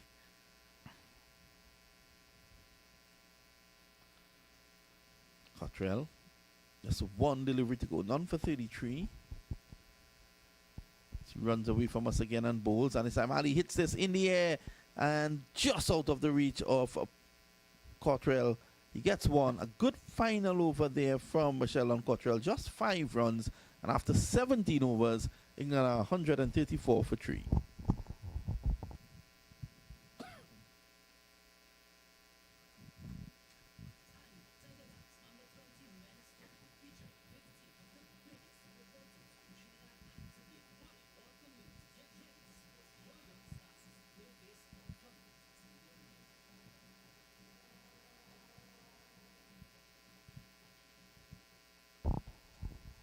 So we're back here, and Jason Holder, who started with 2 overs, 1 for 3. Of the 12 deliveries that he bowled, only 2 were scored off. He comes back into the attack now to bowl over number 18 for the West Indies. And this is going to be a key moment for the West Indies. Holder has been the pick of the West Indian bowlers in this series so far. And the big all-rounder will just want to end strongly. The West Indies, they've pulled it back nicely, but England is going to go hell for leather now. 3 overs to go, 7 wickets in hand. I think they're going to really look to get after the bowling. Well, with guys like Phil Sultan in the dugout, I'm sure Mo and company will really be looking to tee off at this time. So here's Holder from the Marco Marshall end. He runs away, bowls now, and Ali drives in the air, runs here for him. It goes over backward point. They're going to pick it up right now as Sheldon Cottrell puts in the big slide, and they go back for 2. Ali goes to 22 of 17, and you can see Ali deliberately just trying to slice that over the infield. He did. An excellent teamwork from the fielders on this occasion. Bravo and Cottrell chased that. 136 for 3. So the partnership is now with 39 runs on 31 balls. Yes, Holder is in now. Bowls Ali across the stumps. It's in the air. Ali could be in problems here. It's going to go. In fact, it had enough on it to go over the head of Pollard. And that's 6 runs. Initially, Ali looked as if he was not in control of that. But it was able to go over the head, off a long on, and into the boundary for 6. That's a massive blow here of the bowling of Holder. Yeah, so definitely evidence of both Moeen Ali and Livingstone really pressing the accelerator now. Ali has been aggressive, and this time Holder bowling a length delivery to him. Let's see how he responds. It's now 142 for 3. England looking to get up somewhere in the range of 170, 180. Here is Holder. He's in now. Both Ali. Ali drives down the ground. More runs here. That's 6 more. Moeen Ali hits that directly on top of the side screen. And all of a sudden, Jason Holder's figures are taking a serious dent. Well, I must admit, it's a bold move by Moeen Ali to really change gears. Well, with 3 overs to go, that was definitely on the cards. With wickets in hand, and this is what you want to do for T20 cricket. You want to keep wickets in hand and look to attack towards the end. In fact, that one crashed into the media center. A massive blow there by Moeen Ali. He's a small man, but packs a punch. He's on the 34 of 19. Let's see how the former West Indies captain Jason Holder responds. Here he is again. He leans forward. And now he's up to the wicket. Bowls. This time he goes around the wicket. It's a slow delivery driven over cover. And that's 6 more. Moeen Ali has taken Jason Holder apart here. England are 154 for 3. Can they get close to 200? Well, what an execution by Moeen Ali. Hitting that ball over extra cover. Magnificent shot by Moeen Ali. And again, on this occasion, Jason Holder was guilty of giving him leverage, which he is able to execute to perfection. 3 sixes after a double of the first ball. So we've seen 20 runs in this over so far.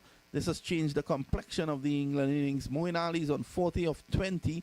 And the bearded left-hander has struck form. Just recently retired from Test cricket. So he's just focusing on the white ball cricket for England. And that one was cracked away over the short boundary for 6. Holder. So you would expect someone like Moeen Ali to come good at some stage. He is a quality player. He has struggled, but he's come to the party at the right time, Vinod. Yeah, 154 for 3. You're quite right. Holder. His first 2 overs going for 3. His next 4 balls for 20. Yeah, he's around the wicket again. Both Ali. This is well pitched up. Ali flicks it away. And that's 6 more. Moeen Ali has taken Holder apart. And at the moment, he has struck him for 4 sixes. England 160 for 3. They may well get up close to 200 here. Well, if Mo continues in this vein, 200 could be definitely on the cards.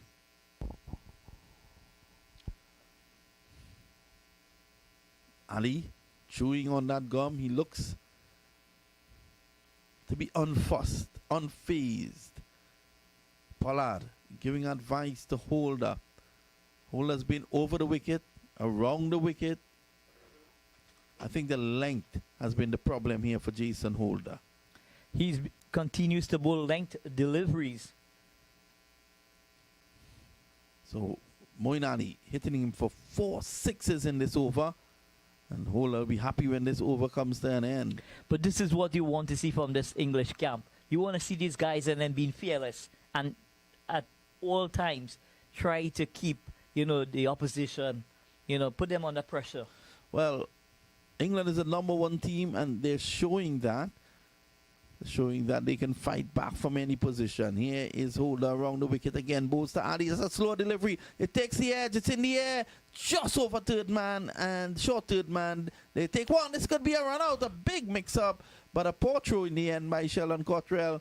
And they get 2. 48 Ali of 22. Holder's over comes to an end. 28 runs in that over.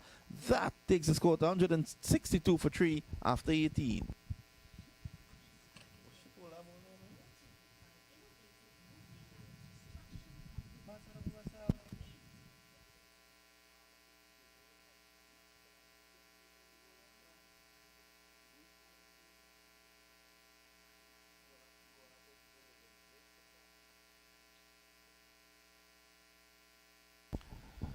So all of a sudden, this partnership is hurting the West Indies. 2 overs to go. It's 162 for 3. 28 runs coming in that over. And when we are saying England will do well to get up to 170, they may well get up to 190 from this position. A run rate of 9 at the moment. Shepherd is going to come back into the attack. 2 overs to 22, and he's not the most economical of bowlers. Let's see how he attacks this situation. He's a wicket taker, but he's not an economical bowler. Well, I would like to see, skipper Pollard really try and put his plans together to keep Livingstone on strike and really starve Moeen Ali of the strike. Well, Livingstone hits this one down the ground. He's a dangerous customer as well, but he's out caught. Looking to go over mid-off. Shepherd takes the wicket. He's a wicket taker. Brandon King takes the catch. And Livingstone, who has been off strike for quite a while, he goes for 16 or 15. England 162 for 4. They've lost the wicket. A delivery that was pitched up. He was looking to drive through the offside. The bat actually spun in his hands, and he got it to only mid-off, where Brandon King took the catch. It's Liam Livingstone out for 16. England 162 for 4. Well, it's evidence that Livingstone on this occasion was starved of the strike, and it's possible that he's probably lost his rhythm, and he had no choice at this time but to really, really try and, support his skipper, Moeen Ali. Pollard wears a worried look at the moment. I don't think he's happy. He was probably looking to hold England down to about 160, 170. So now they're 162 for 4. Unless the West Indies can keep taking wickets here, England could well run up to 200. And that's the potential that the English lower order holds now, middle lower order. Brandon King taking a good catch just above his head, the reverse cup, as you coaches would normally tell your players. Sam Billings, 424 runs at an average of 15.70 and a strike rate of 126.2. And nothing impressive really about those figures, but he will want to end strongly here, Billings. It's going to be Shepherd over the wicket now to the left-handed Ali. He follows him, and it's done a beautiful take there by wicketkeeper Puran. I can't understand that being called wide. That could have knocked the ankles off the batsman. So again, it's all up to the umpire to make that call, Vinod. And I must admit, I'm a bit surprised that Phil Salt was not promoted to come up in this position ahead of Sam Billings. Yeah, that's very, very surprising the way he batted in the last game. So Sam Billings with a strike rate of 126 comes in ahead of Phil Salt. This time he bowls on the legs again of Ali. He clips it away down to deep mid-wicket. They take one. They're going to come back for 2. A chance to run out. I thought that was a lackadaisical approach there by the fielder, Powell. Powell is not the quickest fielder out there, and you saw that on that occasion. Well, I must admit, should have been a more aggressive throw on this occasion. It brings 50 to Ali. 50 not out of 23 balls with 5 sixes and a 4. And this innings from Ali be the difference between the two teams today? Could the skipper keep his team in this series? Yeah, he is. He taps at the crease and waits. 4 deliveries to going over number 19. Shepherd is up to the wicket now. Bowls him on his legs. He's clipping his over square leg for 6 runs. Over the head of Darren Bravo. And that's the short boundary. Shepherd will be better served looking to push it wide outside the off stump. And I don't think he's thinking at the moment. Well, he tried to take the levers away from him, but he only served up a leg stump half volley. Yeah, but you're taking the levers away from him and giving him a half volley on the legs at the boundary that's just 64 meters away from him. He's going to put that over the ropes as he did there. Shepherd, 1 for 31 in his third. Here he is now. He runs in and bowls. Ali stops him. Seems to be some movement behind his arm as he was running in, and he has to go right back. Billings yet to face. In fact, the rag fell out of his pant, and he's now going to pick it up and go back to his mark. Ali laughs. He sees the funny side of it. I don't think the West Indies is seeing anything funny with Moeen Ali at the moment. Well, he has changed his game. He has banged the bowling to all parts of the ground, and the Shepherd will be looking to see if he can get him out. Here he is. He's up to the wicket now. He bowls to Ali. That's much better outside the off stump. In fact, it's signaled wide by the umpire. Well. I would like to see the replay on that one. It's 172 for 4. And Moin Khan, skipper Moin Khan is playing a blinder of an innings at this back end of the innings. Moin Ali. Moin Ali, sorry. Yes. So England's last 5 overs, 69 runs, 1 wicket, 7 sixes struck. Here is Shepherd again. He comes in up to the wicket now. Bowls to Moin Ali. Slow delivery. That's intelligent. Goes through to wicketkeeper Puran. And over the last few overs, that's the first ball that these guys have taken pace off. Pollard can't understand it. He was taking pace off. He ended with the best figures.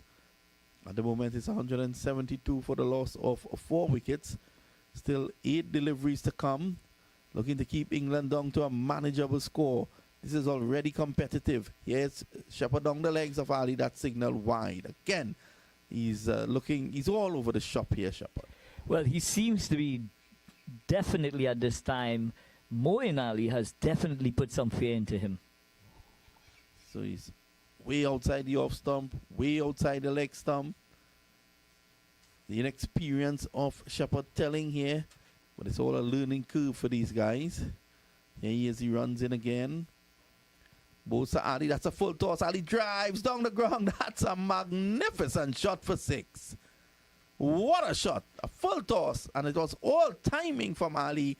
A magnificent shot. He's 62 from 26. One of the best innings Moin Ali would have played in T20 cricket. Well, just holding his poise on this occasion, Vinod. Not trying to overhit it, but pure timing on this occasion. Moin Ali has thrilled the English fans out there today. And I think he has given England the edge. 179 for 4. 7 deliveries to go. Here is Shepherd up to the wicket now. Bosa Ali, slow delivery, drives, no run. In fact, they take a quick single now. And Shepherd seems to have forgotten that the ball was still in play. And he was just walking slowly back to the stumps. It's 180 for 4. What it does now is to keep Moin Ali on strike with the final over to come. So poor cricket on this occasion, Vinod, allowing that rotation of the strike. Yeah, and Shepherd again costly. 1 over for 40 runs. The all-rounder. It's 180 for 4. But as you know, Vinod, it's all a learning curve for all these youngsters. And it will serve them well going into that World Cup coming up at the end of the year in Australia. So I'm sure they're going to be experimenting. They're going to try and find their strengths and work on their weaknesses as they continue to develop. But it has been an acid test for him. Yeah, I think it's something he can only come out stronger after the fact. Here is a whole lot of bowls again. This is pulled down the ground by Ali's out court.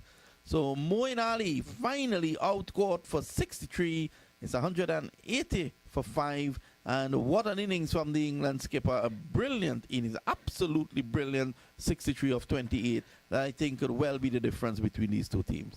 Well, I'm asking myself if this innings of 63 is going to be one that would really propel England to level a series, Vinod, because the entire series is on stake at the moment. Yeah, once England lose today, the West Indies will take the series.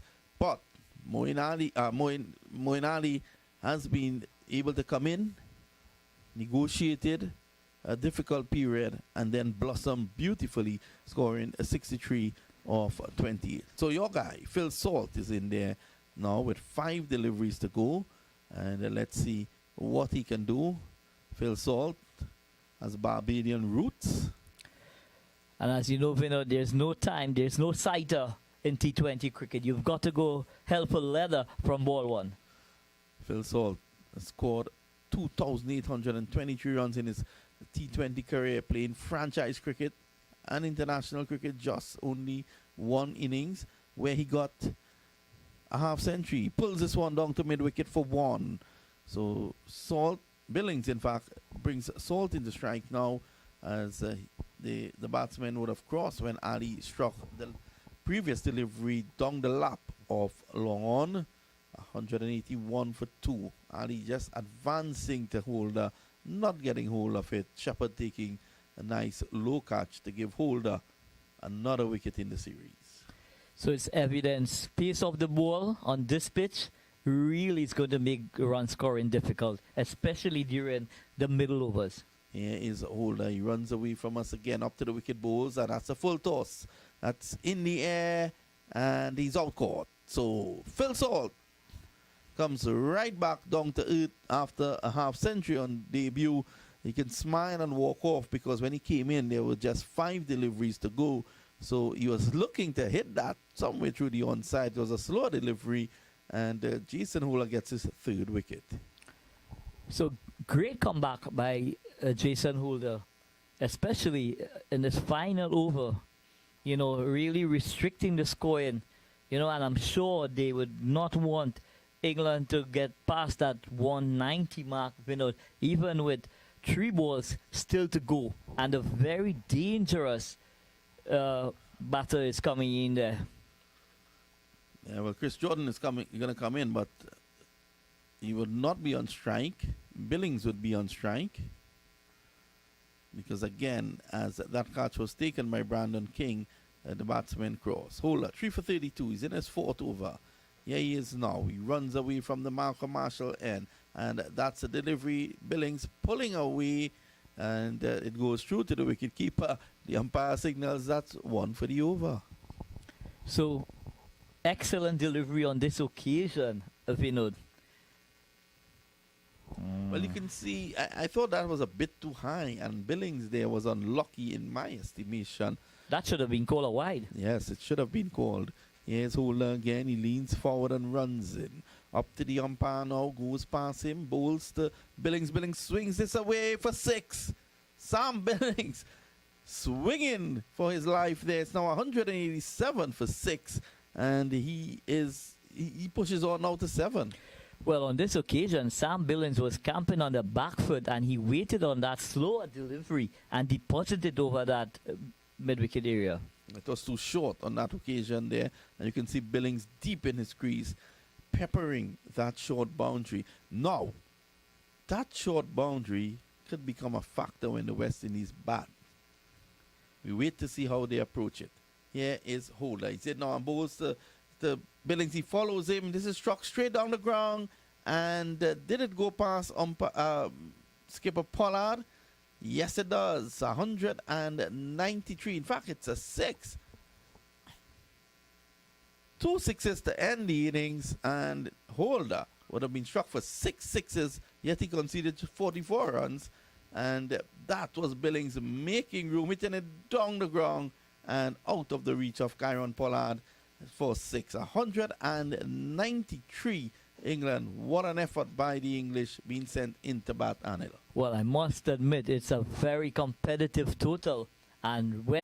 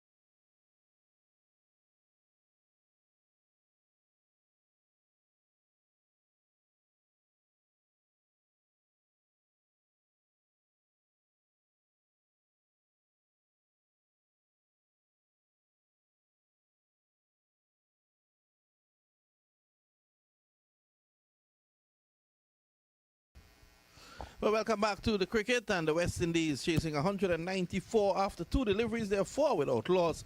Reece Topley opening the bowling, and a beautiful shot down the ground by Brandon King. It goes over the ropes. So 4. The West Indies are 4 without loss. Good afternoon, Visham. Good afternoon, Vinod. Good afternoon to all of you. It was a lovely shot there by Brandon King, bringing up a boundary for the West Indies early on. Topley comes in again and bowls him. He pushes it straight down the ground. 1. And that's all he's going to get. It's now 5 without loss. Remember the target, 194. England finishing strongly thanks to skipper Moeen Ali, who got 62 of 26. So it's going to be Kyle Myers, who we all know loves to get after the bowling. And we'll see how he goes on this track. He loves slow bowling. But he's facing the faster bowlers at the top of the innings, the left-hander. Here is Topley.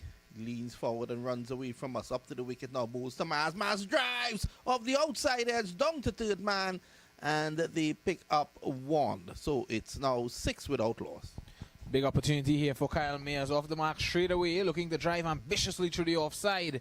Kyle Myers, though, replacing Shea Hope. Shea Hope scoring 26 runs in his 40 deliveries faced in the T20 internationals thus far, and hence being replaced by Kyle Myers, someone of a different approach. He's going to take a different approach. We all know he loves playing the aggressive shots. He's a stylish stroke maker, Kyle Myers. So here's Reece Topley again, left arm over the wicket bowls, and this one makes some height. And just patting it down in front of him was Brandon King. He picks it up, gives it back to Topley. 6 without loss. When you're chasing a big target like 194, the power play overs are so important. And the West Indies will want to start well here. 194 already. That's a huge target. That's an intimidating target to chase. Yes, intimidating indeed, and they would want to get off the mark straight away. Topley in now to King, struck on the pad, high up on the pad. It goes away to point, and there is no run. So it's the end of the first over. The West Indies 6 without loss. They're chasing 194. When we speak about utilizing the power play, we tend to lead towards maximizing run scoring and not losing any wickets. And that is what the West Indies would want to do here. They won't want to lose an early wicket in the chase of 194. And you know what? The Kensington Oval has really started to settle in to a high run scoring ground of late. Well, the pitches are settling, with no cricket being played. You have underprepared pitches, so the more they play, the more they roll, the more they compact, the ball is going to come on better onto the bat. Just to summarize, Moeen Ali 63 of 28, Jason Roy 52 of 42 for England, James Vince 34 of 26, and Liam Livingstone, he got 18. So it's going to be Moeen Ali who did it with the bat. He's going to open the bowling now. In his 48 matches, he has taken 31 wickets at an economy of 7.97. Economy rates are so important in T20 cricket. Here's Moeen Ali around the wicket, bowls to Myers. Myers then makes room, pulls away on the onside, and then is beaten because Myers just looked to pull away and then play a defensive shot on the offside. A bit puzzling. Goes through to the wicketkeeper. Ali is having a little word with Sam Billings. So that delivery, pitching and turning away from the left-hander. Here he is, Moeen Ali around the wicket. He comes in on bowls to Myers. That short, Myers gets back, pulls it away for 6. A short delivery, and he went deep into his crease. Myers is off the mark with 6. His home fans in Barbados, they're on their feet, and the West Indies are 12 without loss. Some power there from Kyle Myers, and the reason being I say this is because that ball was short. Yes, it kept a bit low. Myers had to do a lot to get under it. In the end, it was a flat 6. Yes, Ali bowls to Myers on the leg side. This is whipped away. Runs here for the West Indies. They take 1. In fact, that's all they're going to get. And the score goes on to 13. Yeah, it's a good start here for the West Indians early on. Kyle Myers, a maximum early on in his innings as well. That will certainly boost his confidence. And putting Moeen Ali out of his line and length early on. So it's going to be King, who is back on strike. He's going to face Ali for the first time, the right-hander. And he's bowling over the wicket, Moeen Ali.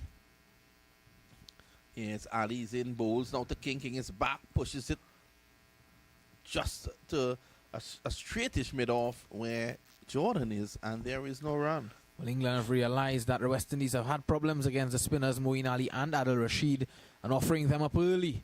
Be quite interesting to see how Brandon King and Kyle Mayers play these spinners, negotiate the spin. As Ali comes in on bowls to King. King gets back, pulls it away, down to deep mid wicket. There is protection in the form of Roy, and they take 114 without loss. Roy, I want to say struggle, but he got a half century today, but he consumed all of 42 deliveries for that. It's going to be Myers, the big left-hander. Scored a test double 100 against Bangladesh. This time he's back deep in his crease, works it away down to mid-on. There is no run. It's the end of the over. At the end of the second over, the West Indies chasing 194. They're 14 without loss with King on 6 and Myers on 5.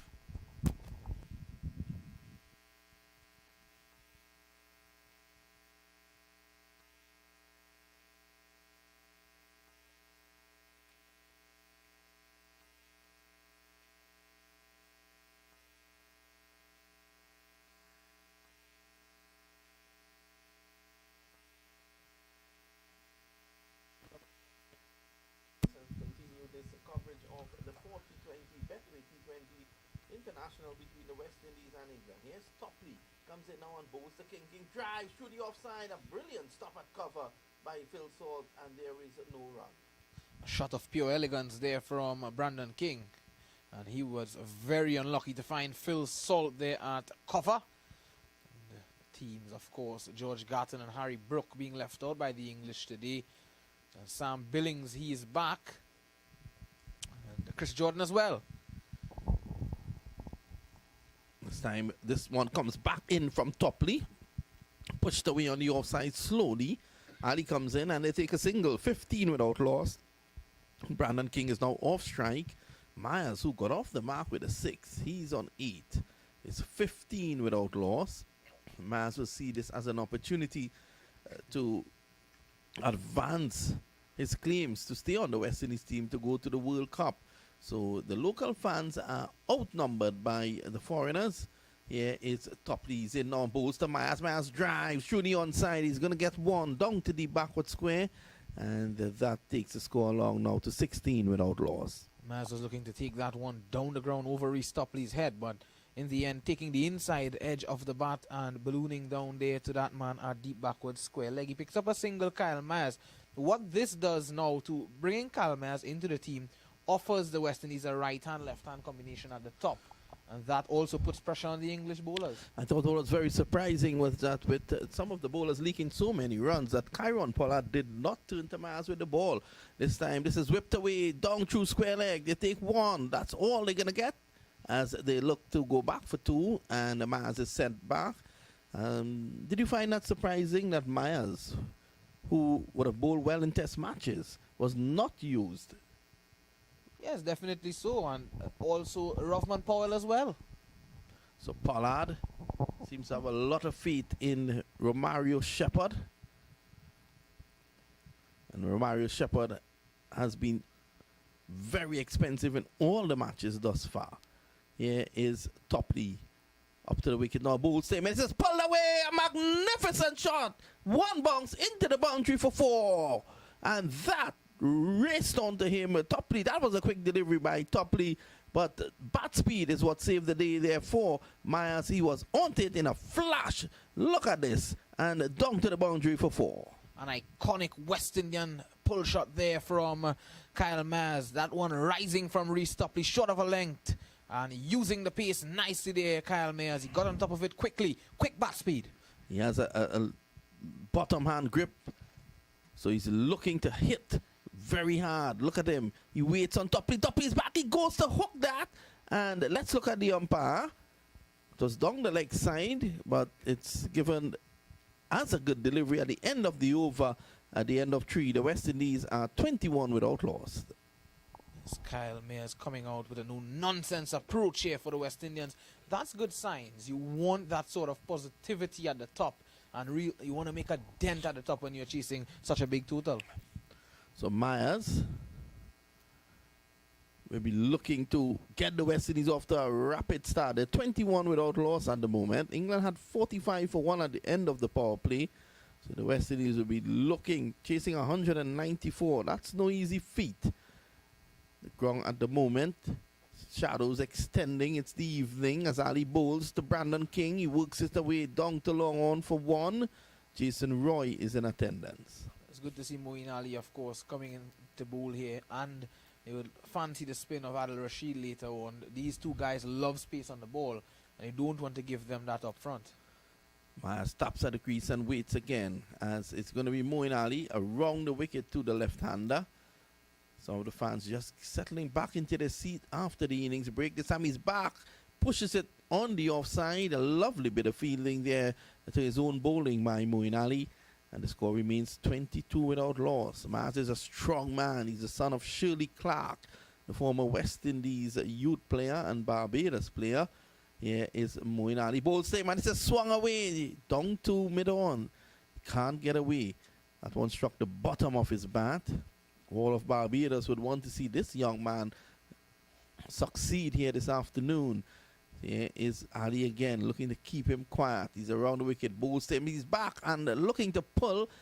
Did that struck the back of the bat? It fell short of first slip, and there is no run. So Ali creating some anxious moments here at the moment for Kyle Myers. He was looking to hit that somewhere out of Bridgetown, and it took the back of the bat, just dropping, luckily for him, short of Chris Jordan and slip. This time he's down the ground. That's a magnificent shot. That is going to go out of the ground, and that's 6 runs, using his feet beautifully. I said earlier on, he loves spin bowling, and that's 6 runs. It's 28 without loss.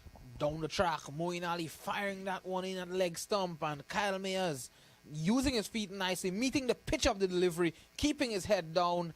And only one way that went, and that was over long on for 6. Well, Kyle Myers is a man on a mission here.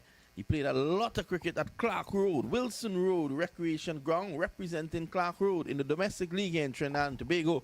And we all know what that track gives. It's a spinner's paradise. So if you can't survive there, it means you can't face slow bowling. He is showing that. He did survive, which means he can play slow bowling well. He gets back, crashes it through the offside. This is running away close to the boundary. Will it get there? A final leap and a save by Banton, but they go back for 3. That's excellent running. Kyle Myers is on his way. The score is 31 without loss. He's on 22 of 13. It's the end of the over. It's the latest score at Kensington Oval. The West Indies chasing 194. They're 31 without loss.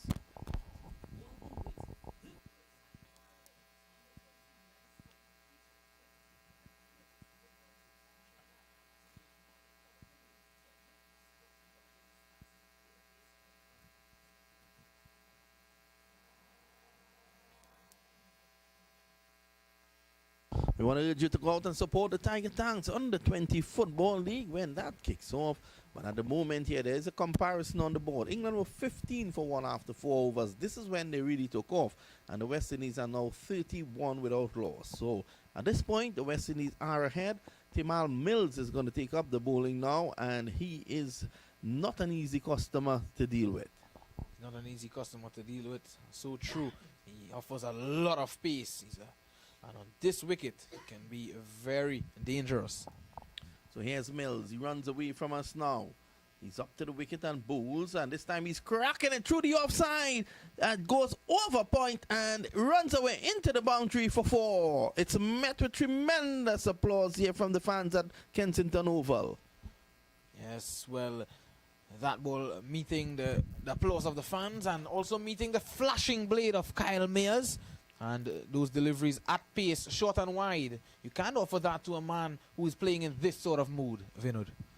Off the back foot as well, he just crashed it through the offside. Kyle Myers looking to give the West Indies a rapid start. They're 35 without loss. This is over number 5.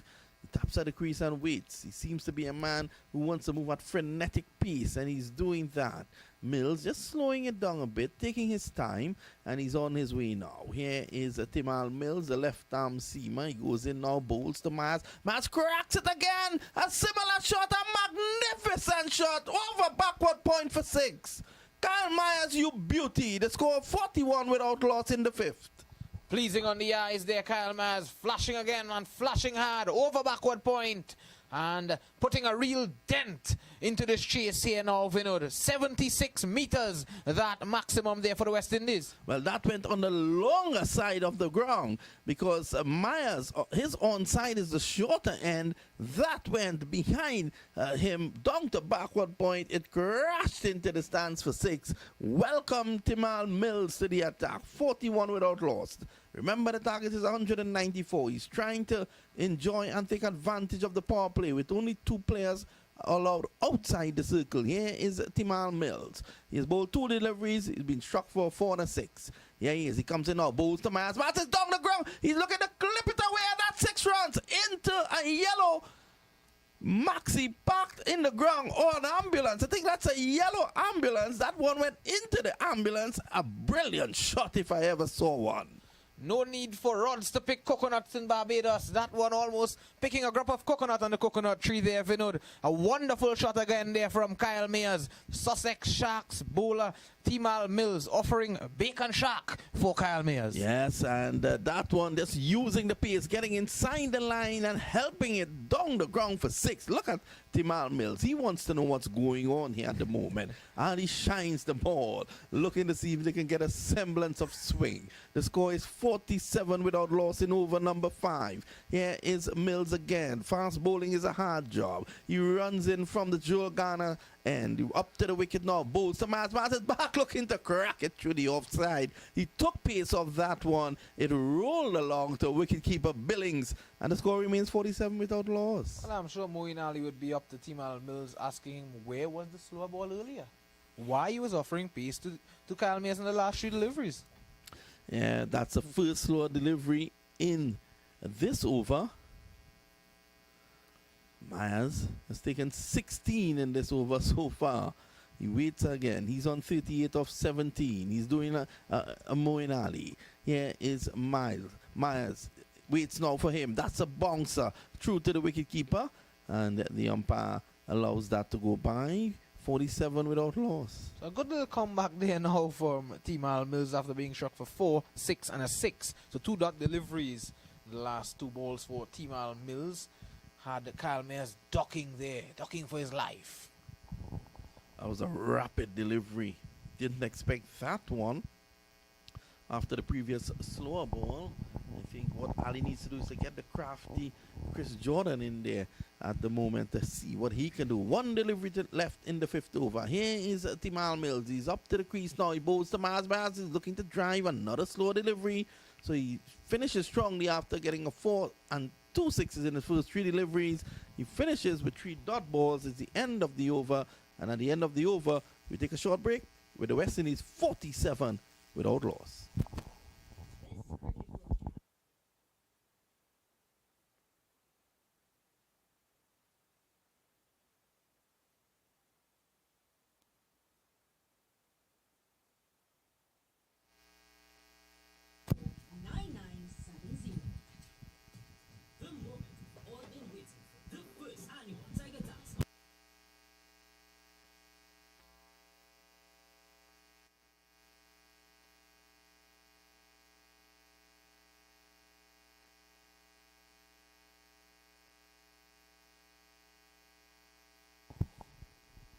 Well, welcome back. The score is 47 without loss. And as I said before, Chris Jordan is going to come in 80 wickets in international cricket. That's the experience. 74 matches. Here he is now from the Malcolm Marshall end. This is slashed away. And 1 bounce into the boundary for 4 over backward point. It was short and wide. And Brandon King was able to play the uppercut and pushed it down to the boundary for 4. That's the West Indies 50. They're 51 without loss. So excellent start from the West Indies openers on this occasion. You know, Brandon King short and wide, and he really climbed into that shot and hit it over that backward point reach, and it races into the boundary. A mere spectator all the time here, King. He goes now on to 13. Here is Chris Jordan. He runs away from us. Up to the wicket now. Bowls him. He's back and drives down to backward point. This is going to go into the boundary. A magnificent shot for 4. He was on the up and he just jumped to get on top of him, to keep it down, and that had class written all over it. The West Indies are 55 without loss. So, proper execution of that backward punch through that backward point reach, and it races away to that backward point region for four. What a beautiful executed backward drive. A lovely shot. Here is Chris Jordan. He comes in again. He's up to the wicket now. Bowls the king. Slow delivery. Pushes it away. Just short of point, and they're off and running. No. He goes back. Sent back by Myers. 55 without loss, the West Indies. So this is a good power play for them. I was saying earlier on, Anil, when you're chasing a big total, the power play becomes so important. You must take advantage when there are only two players that are allowed outside that 30-meter circle. I'll be very interesting to see the battle between Rashid and Myers. Here is Jordan. He bowls. That's a Yorker length delivery. Good comeback. Pushed away back on the offside, and there is no run. King is on 17 of 15. And the Myers is on 38 of 19. The target 194 runs on the board already for England, so they'll always be in this encounter. It will take a Herculean effort by the West Indies to get up to that target, and we wait to see how that plays off. So far, the West Indies are showing that they're looking to match England stride for stride here at the moment. Here's Jordan. He runs away from us again, up to the wicket now, bowls the king. This one comes back into him, and he plays it away very slowly to Moeen Ali at mid-on. It allows him a single, the score 56 without loss. He goes on to 18. Maz at the other end comes into strike now. He's on 38. So we know Chris Jordan will be using all his guile and his bag of tricks, because he's got that bag of tricks. Slower ball, the one that comes from behind, yeah.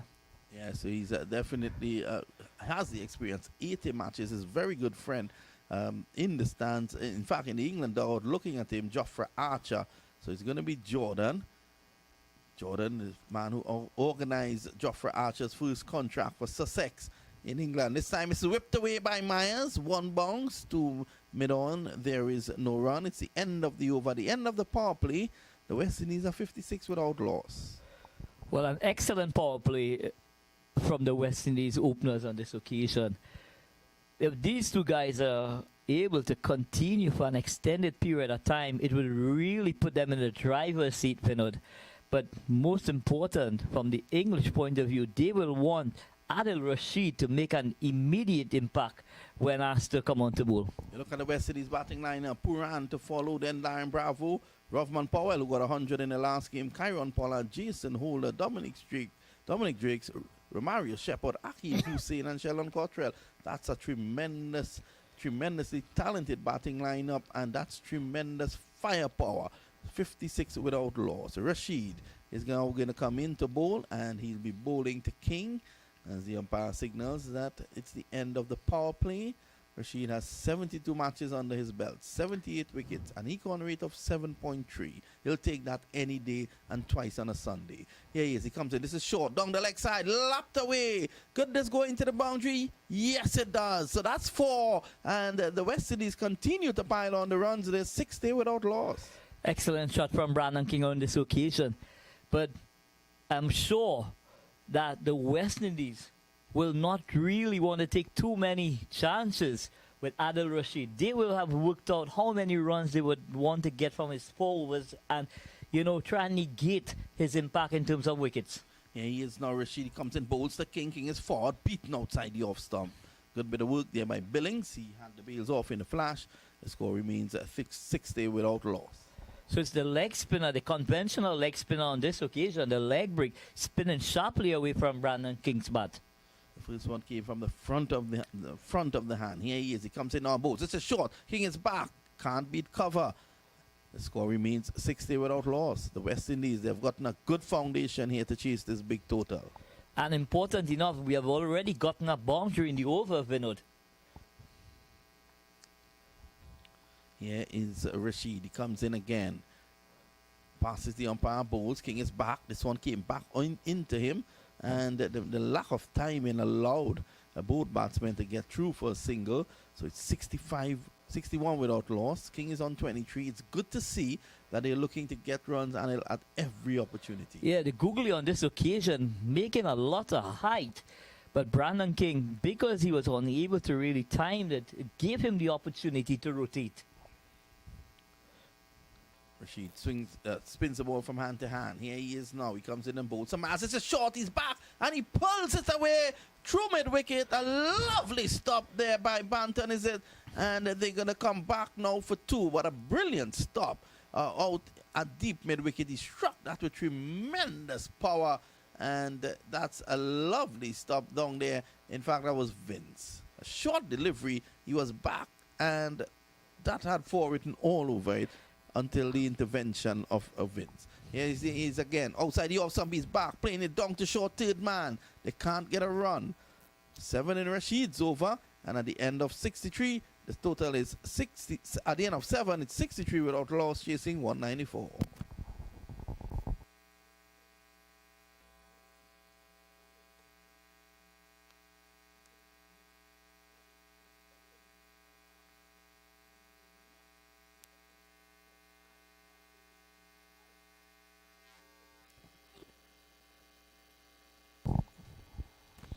Well, we're back here, Anil, and we've seen the West Indies that they've made a positive start, looking to launch later on. You know, you need a good foundation. Two things you need chasing a big total. You need a good start, a good foundation. You also need to take advantage of that power play, that first 6 overs.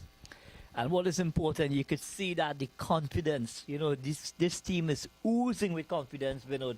And that is just transcending now onto the field of play. We're seeing that level of aggression and constraint. Well, the West Indies will be looking to keep this attack going. It's going to be Moeen Ali. He comes in and bowls to King. King is back. He swivels and pulls it down to deep mid-wicket. All he's going to get is 1. Myers wants 2, but he's sent back. Banton was in attendance down there. The score is 64 without loss. Ali in his third over. None for 19. He's going to bowl to Myers now. Here he is. Myers is in a no-nonsense mood. He's on 40 of 22. Here is Ali. He's around the wicket. Bowls to Myers. He's down the ground and drives. And out. Straight into the hands of Jordan on the boundary. He advanced down the track. He was playing straight down the ground. It did not have the elevation that he would have liked. And Ali strikes for England.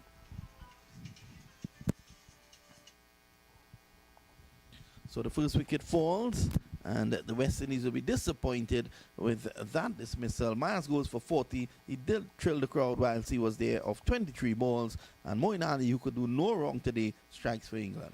Yeah, important breakthrough from skipper Moeen Ali on this occasion because these guys were really motoring along.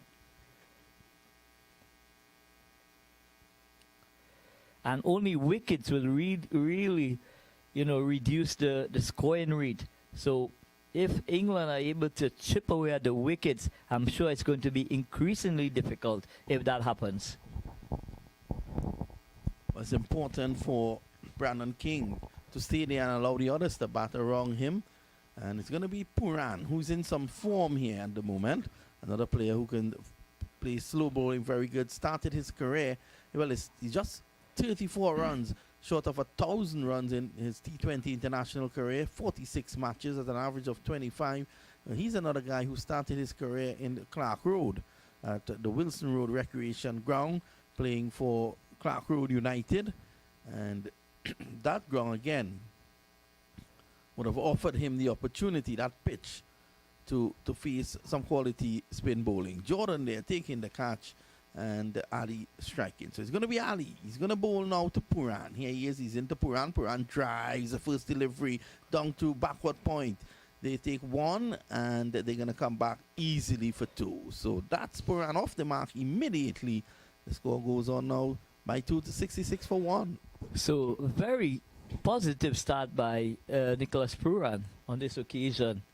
And you know, he have had his issues with off-spin bowling as well. So Puran will be looking to get through this little period from Ali. He's forward again nicely. Plays it back to Moeen Ali. And there is no run. Ali looking to take the ball away from the left-hander. It's a huge target the West Indies are facing at the moment. Here is Ali, comes in and bowls to Puran again. This time he's back and plays it away at the point. There is no run. So just getting a feel of the pace of the pitch is Nicholas Puran. Well, he is in form. He had 27 not out in the first match, 24 in the second, and 70 in the third. Here is Moeen Ali. Comes in on both. This is well pitched up, and he off the back foot he drives the cover. One thought that he might have been on the front foot, looking to drive that through or straight down the ground, or at least squarer through the covers. It's the end of a very good over for Moeen Ali. Just the 3 runs from it. The England skipper leading from the front. At the end of 8 overs, the West Indies are 66 for 1. Yeah, so important breakthrough from the skipper Moeen Ali, getting rid of Kyle Myers. You know, he was looking really dangerous. But I must admit, I'm very impressed with, you know, that cameo from Kyle Myers at the top of the innings. An excellent 40 there from Myers, just what the West Indies wanted. And they got it from him. Brandon King is on 24 not out, so he's doing his part.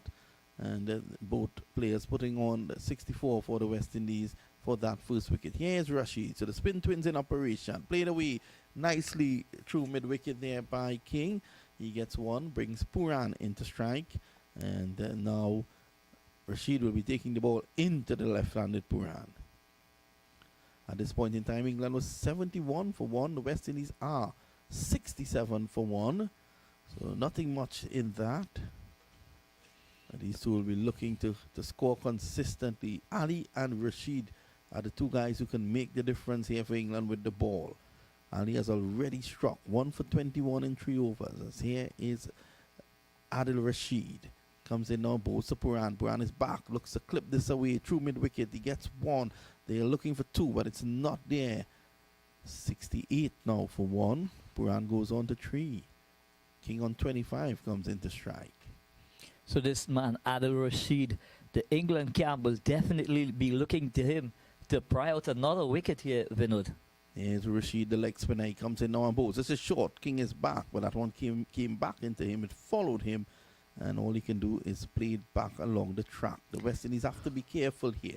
This is where they normally get into problems, in the middle overs where there's no strike rotation. Here is Rashid again. He comes in and bowls to King. King is looking to hit this out of the ground. There's an appeal for a stumping, and they're going to go to the 3rd umpire. The score is 68 for 1. How do you see that one there, Anil?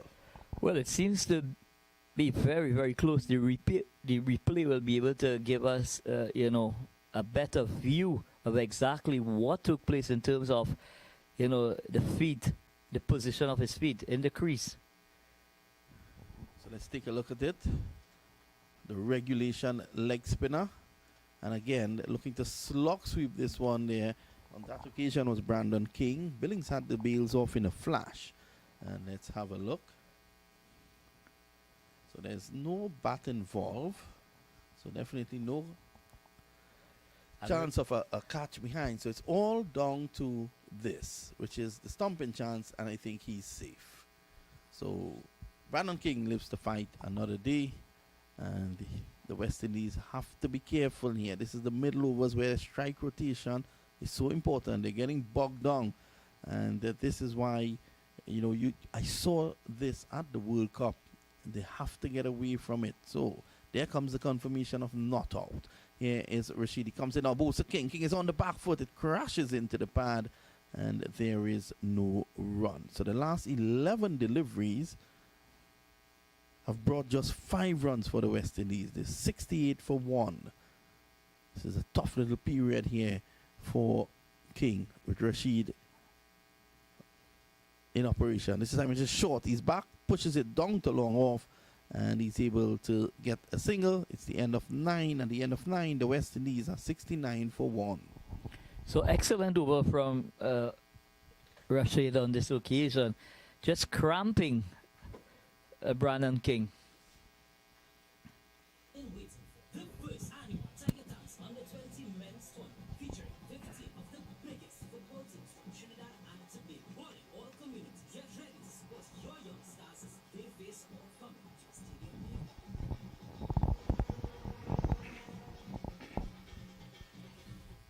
what a competitive series this has been between England and the West Indies. The number 1 team in the world, England, playing the number 10 West Indies. The West Indies won the first game by 9 wickets. England won the second by 1 run, and the West Indies returned the favour by winning the third by 20.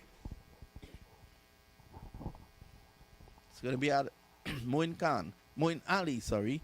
I'm following Anil, the former Pakistan Wicketkeeper. batsman. This time he's down the ground, and that's a massive hit there by King. In fact, it's not massive enough. Salt takes a brilliant catch at the edge of the boundary. It brings a smile from regular captain Owen Morgan, and the West Indies have lost wicket number 2.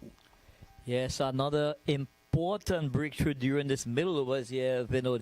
And it's really putting some pressure on that West Indies batting lineup, unable to rotate. And it's been an area that has been a concern over an extended period of time, may I say so. Well, that's a short boundary on that side as well. Brandon King goes for 26 of 27 deliveries. And the West Indies, they continue to struggle here now after the loss of Myers' wicket.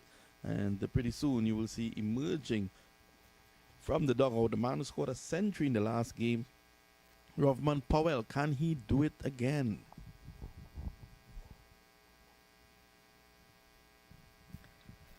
Yeah, definitely. Rovman Powell, striding out to the middle. It's not a bad platform to come in at this stage, Vinod, but it will be important for him to really get going. And it doesn't have to be with the ball striking as such, but more so the rotation of the strike and really seeing all these spinners and them who are posing a threat yet again. Yeah, we're looking at the track today. I thought that the West Indian selectors would have chosen 2 spinners to go into operation. They didn't. And even I was very puzzled. I was perplexed as to why Kyron Pollard did not use the medium pacer Kyle Myers. Well, only Kyron Pollard will be able to share that information, Vinod. But I'm sure that his decision possibly would have been, what was planned by the team, management, and himself as to how they're going to go about it. Well, the management could plan things, but when you're out there, you have to think on your feet. And with Romario Shepherd going all over the park, one thought that he could have tried Myers, who is very decent with the ball. He didn't, and that's really shocking. Even Rovman Powell, he didn't try. So the number of bowling options there for him, and I thought that he could have used that he didn't. But, as you said before, it's probably a discussion that they held in the dressing room. I think they allowed England off the hook after holding them towards the middle of the innings. At the moment, the West Indies are chasing 194, and this is after 9 overs. They're 69 for the loss of 2, and Moin Ali getting the last wicket to fall there, that of Brandon King for 26. King tried his best, but in the end, he just could not push on and get a big one. Pushed away on the offside by Puran. He's off and running, and the score is now 70 for 1. This is the 10th over of the innings. So on this occasion, you could see Moin Ali really taking the pace of the ball, Vinod. And that didn't allow Brandon King to really get, to the ball with that pace that he wanted. Well, he has been the star so far today. He scored a rapid 68 of just 28 balls, and now he's taken 2 for 22. Here is Moin Ali. Comes in now to Rovman Powell. Powell is back, clips it away, down through the onside. Runs here for him, is running close to the boundary at the long leg. Chris Jordan gets some assistance down there, and they come back for 3. Let's wait on the umpire. Let's see what's the signal. Well, it seems as if Powell got runs. There was a leg slip in place, so there's an obvious plan, but he was back and just played it just to the right of leg slip. He has to be careful. There's an obvious plan there for him. So Powell is off and running with 3. 73 for 2. This is over number 10 in progress. England, at the end of over number 10, they were 80. Here is Ali. Comes in now. Bosa Puran. Puran is back clips it away down to long on. Strike rotation is so key. When you get the bad deliveries, you can then put it away. Yeah, so you need to keep rotating the strike every single ball. You must not get stuck. And whenever that happens, it really does take a negative effect, not only on the scoring, but also the batsman. This time it's down the leg side, signal wide by the umpire. So Ali has a plan here. He wants to get Rovman Powell to play into the hands of leg slip. After that century performance, he's now, obviously they would have studied him, and there is an obvious weakness there according to England. Let's see as Ali comes in again and bowls, and this time he's forward, plays it back on the onside, and there is no run. One delivery to go in over number 10. Powell is on 3. Puran 5. It's all happening at Kensington Oval. This could well be a cracker. Here he is now. Bowls to Powell. He drives through the offside. One more. So at the end of 10, the latest score at Kensington Oval, the West Indies chasing 194 to defeat England. They're 76 for 2. We take a short break. We'll be right back. This cricket broadcast is brought to you by Innovative Roofing and Construction Company Limited. Breathe. Place your building needs in our hands, and you would not be disappointed. For high quality delivery, call us at 734-9970. The moment we've all been waiting for. The first annual Tiger Times.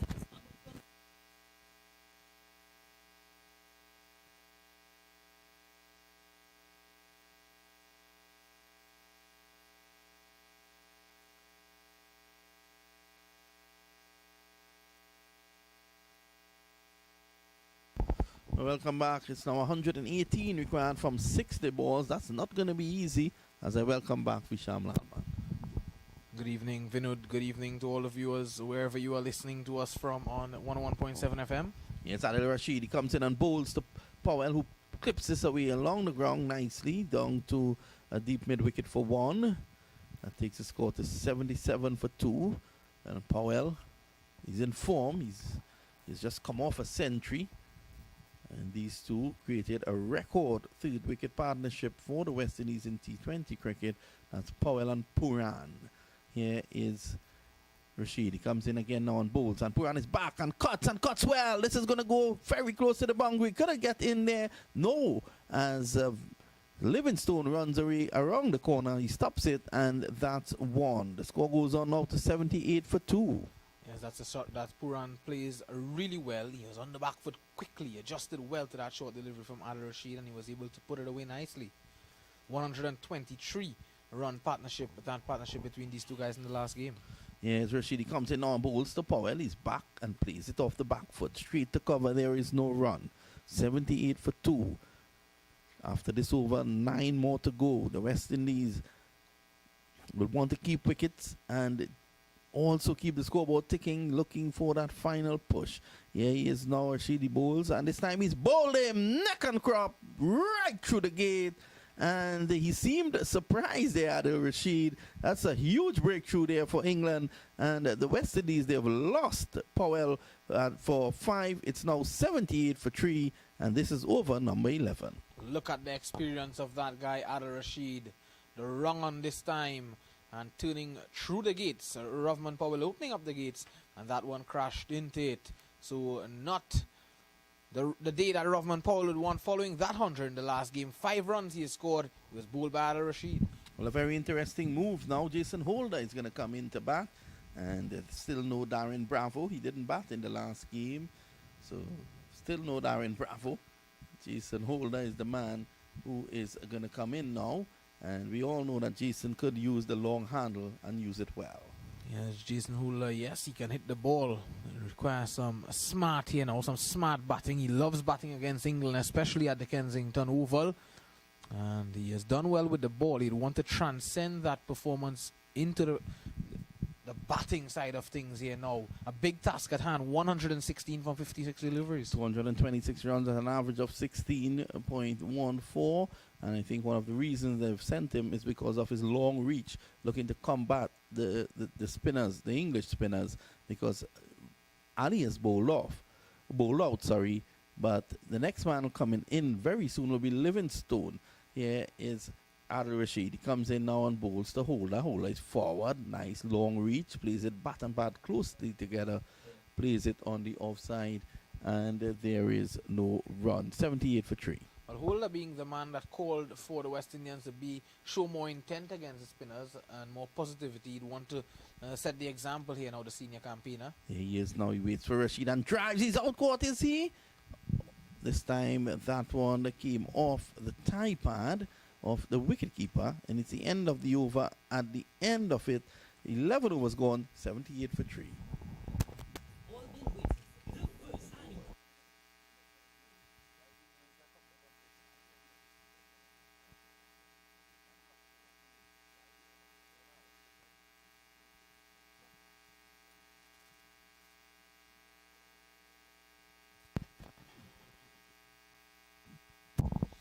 and Welcome back. The West Indies in a spotter border here. They're 78 for 3, chasing 194.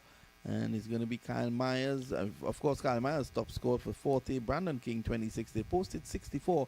The West Indies, they have really struggled since the departure of Myers. 3 quick wickets proving to be quite beneficial for the English. Moeen Ali, the captain, making the vital breakthroughs. And the last over from Adil Rashid, just conceding 2 runs.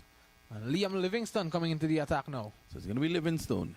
Here he is, the right arm off spinner. He's around the wicket. Bowls to Purani, drives through the offside. He's only going to get 1 and brings Jason Holder into strike. And I think that's the reason that Holder is there to combat both him and also Adil Rashid. England may well keep Adil Rashid back a bit as we look to head down to the back end of this innings. Liam Livingstone in 16 matches have picked 9 wickets at an economy rate of 7.14. Needs to do some good work here for the English. He's taken 3 wickets. The West Indies have lost 3 wickets in the last 6 overs. Holder is forward again. Just plays it quietly on the offside. The West Indies will want to be careful here.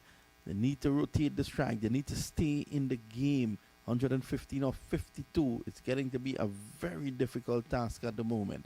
Here's Livingstone. He's in and Holder backs away, looking to cut. He's beaten through to wicketkeeper Billings. So a good effort here by the England slow bowlers. Yes, Liam Livingstone having the cunning ability, though being a part-time bowler, he has the cunning ability to bowl and spin the ball both ways. Here he is now. That's the leg spinner and Holder. Bat and pad close together. Plays it on the onside. There is no run. Jason Holder, you don't want to manufacture any shots here. You just want to play the ball on its merit. You don't want to give your wicket away now in this situation.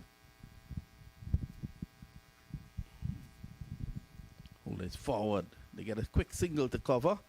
And that takes the score now on to 80 for 3. Brings Puran into strike. He's on 7 of 9. Holder is 1 of 6. The West Indies have to be very careful here that they don't dig themselves in too much of a deep hole.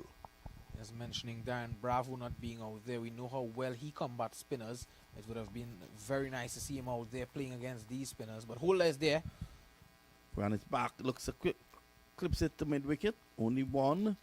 Can't understand why Darren Bravo is not out there because, as you rightfully said, he plays spin bowling very good. At the end of 12, it's 81 for 3. He's a very good player of slow bowling, and he should have been out there. I don't want to think they're playing him as a fielder. Well, obviously, I understand why he didn't bat it in the last game, but now, in a situation like this, I think he should have been in there. Yes, and just to look at what he's done, and he scored runs and lots of runs in spinner-friendly conditions. Pakistan, Bangladesh, all of these conditions. And this wicket here in Barbados at the moment offering spin, and it would have been a vital move by the West Indians to put him there, but he's not there. Chris Jordan is there, though. He's going to come into the attack. Yeah, Jordan 1 over for 9. He comes back. The required rate is now 14.13. That is, to me, it's going to be very difficult to maintain over an 8-over period.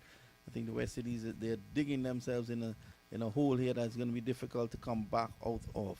81 for 3. Here is Jordan. He comes in now, bowls to Puran, and he can't get a run. Full pitch delivery, forces it on the offside. One of these guys, they need to get going here.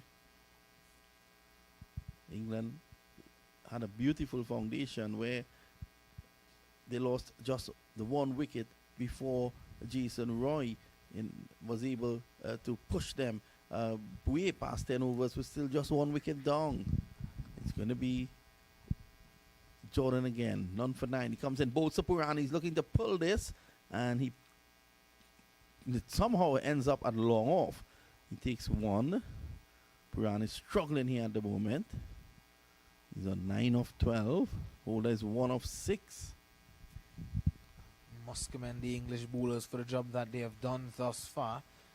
And the captain, Ewan Morgan, who is on the bench at the moment due to a quadricep injury, he'll be happy with what he's seeing in the middle.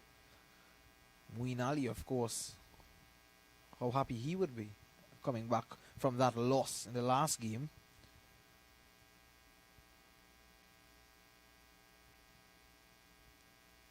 West Indies, remember, they won the toss and they asked England to bat first. Here is Chris Jordan. He comes in now, bowls the holder. Holder is back, pulls it down to long on. Only 1. The West Indies hasn't gotten a boundary for the last 38 balls. Chasing a target of 194, you don't want to have that amount of dot balls. Well, actually not dot balls, but balls that you have not gotten a boundary in. This is a good performance here by the English. And they're well and truly on top. The West Indies 83 for 3. Here is Jordan. He's in now. Bowls to Puran. He clips it on the onside. Only 1. England won't mind that with a required rate of over 14. What the English have done, they have not offered anything to these West Indian batsmen for them to free their arms. Puran is a guy who loves to play aggressively and he likes pace on the ball. What they are doing now, they have realized that this is a chance for them to take the pace off the ball and really limit the run scoring of the West Indians. And this is why Chris Jordan is the man to do that for them at the moment. The experience of Jordan, 80 matches in international T20s. That's a brilliant Yorker, and Jason Holder can do nothing with it. He has faced all of 8 deliveries for 2. Yes, and just soaking up some dot deliveries here, Puran and Jason Holder, but that's good to see some good bowling from Chris Jordan. Not just Chris Jordan, but the spinners of the English team. And that would only continue to add pressure on these batsmen, and they would continue to look for the aggressive stroke. Jordan runs away from us now. He's up to the wicket, pulls the Holder. Holder drives right back to him, no run. Brilliant over there from Jordan, just 3 runs. The West Indies continue to dig themselves into a hole here. At the end of 13, it's 84 for 3.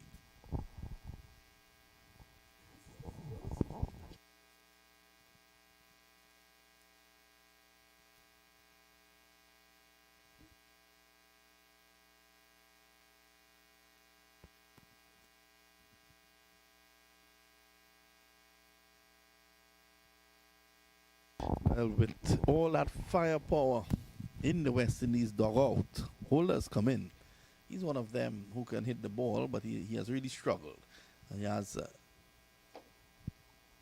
faced all of 9 deliveries for 3. Puran continues to struggle as well. And having all that firepower, Romario Shepherd, Kyron Pollard sitting in the dugout, it's like having, this time Puran is going to go down the ground, and that's 6 runs. Livingstone going up in his arc, and Puran went with him down the ground, and the Puran has probably decided that the time has come now, because having all that firepower sitting down is like an army with a serious arsenal, and they're just inactive. Yes, when it's in the arc, it's more often than not goes out of the park, and this time Puran putting Leon Livingstone out of the park, a welcome maximum for the West Indians. Yeah, well, that's the first boundary for the last 41 balls. The West Indies require still 104 of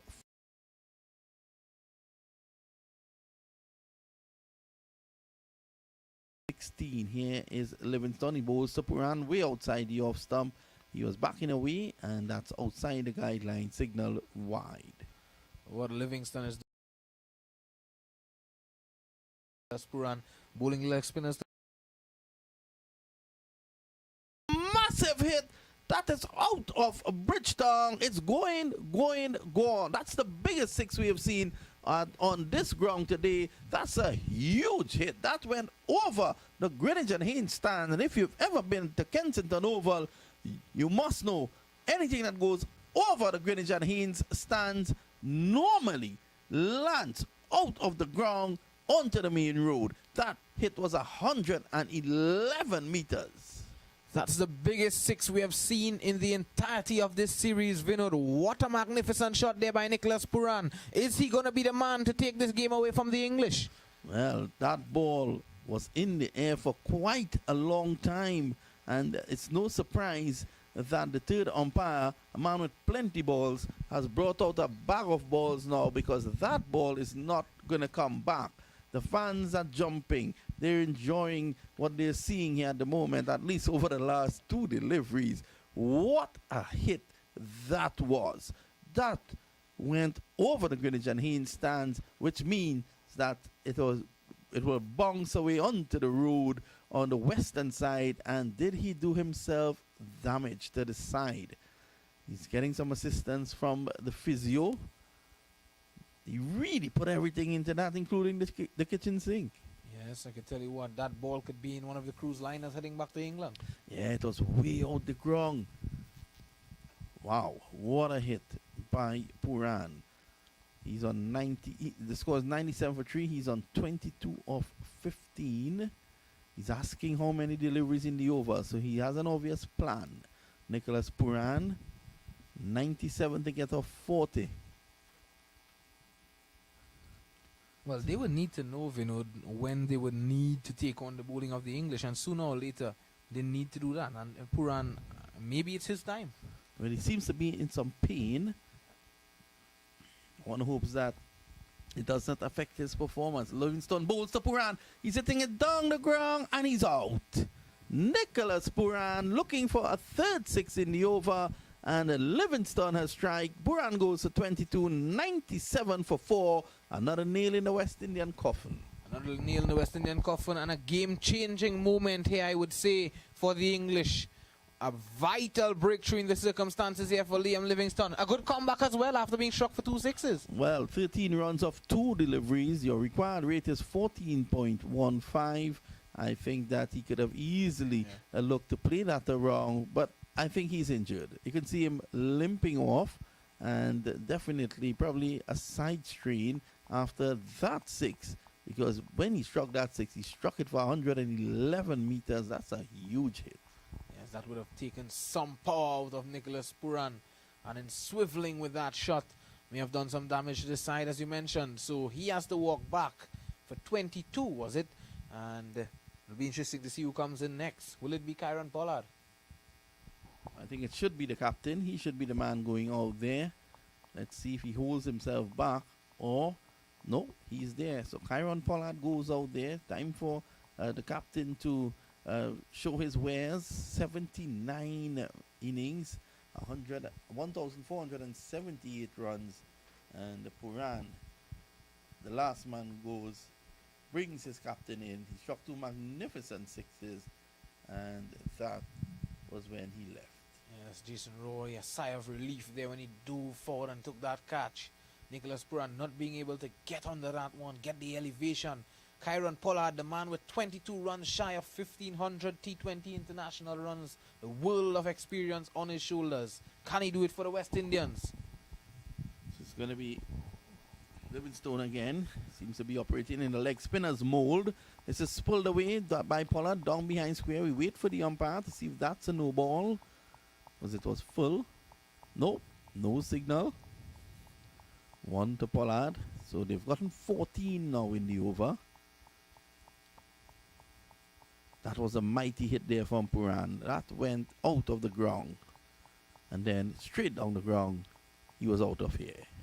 This time this is driven away by Holder through the offside. 1 bounce to the field at cover Salt at the cover boundary. That's 1 more. 99 for 4. 97 to get off 37. 2 of the biggest hitters of the ball in there at the moment. Holder and Pollard. Here is Livingstone. He bowls to Pollard. Pollard is beaten as this one goes down to third man. It didn't take the edge into the boundary for 4. And let's see. That's the 100 up for the West Indies. They're 100 for 4. And 103 for 4 now. So definitely that might have been buys. 19 runs in the over, but Livingstone did send back Puran 91 to get in 6 overs. That's 15 runs and over. If the West Indies can get this, it will say a lot. See a lot, and it will be a treat for the fans here this evening at the Kensington Oval, the Mecca of cricket in the Caribbean. There is still DM Bravo to come, Dominic Drakes, Romario Shepherd, Akhil Hussain, and Sheldon Cottrell. Of course, the West Indies, they have batting down to number 11, Vinod. Well, if they keep pushing DM Bravo down with the fall of every wicket, they'll have batting to 11, because when he reaches 11, he'll have no choice but to come out. I tell you, here is Rashid. He comes in now, bowls a holder. Holder is striking it powerfully over the pavilion for 6. Into the Sir Garfield Sobers pavilion. That's 6 runs. So there's an obvious plan. 15 runs required and over. They've gotten 6 with 5 balls to go. Yes, and you mentioned something earlier, Vinod, the reach of the tall Jason Holder, and that coming to the forefront here. Yeah, just clearing the front legs and hitting that one down tongue. Here's Adil Rashid. He comes in on both. So Holder is back. Drive through the offside. They want a single. They can't get it down to backward point. So Rashid, very experienced here. Moin Ali going for the kill. He wants a wicket here, so he has brought Rashid on. At this point in time, he can't keep him back any further. Here is Adil Rashid. He comes in now, bows to Holder. Holder is back and swings this away. That's a big hit onto the roof of the stands there, and the Greenwich and Haynes stand. They're beating that pavilion roof. I think they'll have to check tomorrow for holes in the roof there of the Greenwich and Haynes stands. That's a massive hit. Thumped. Absolutely.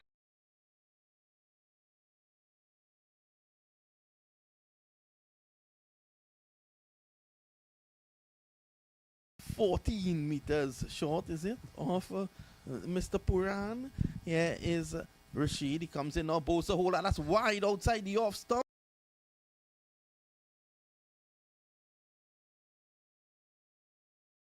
Thirteen runs at the start.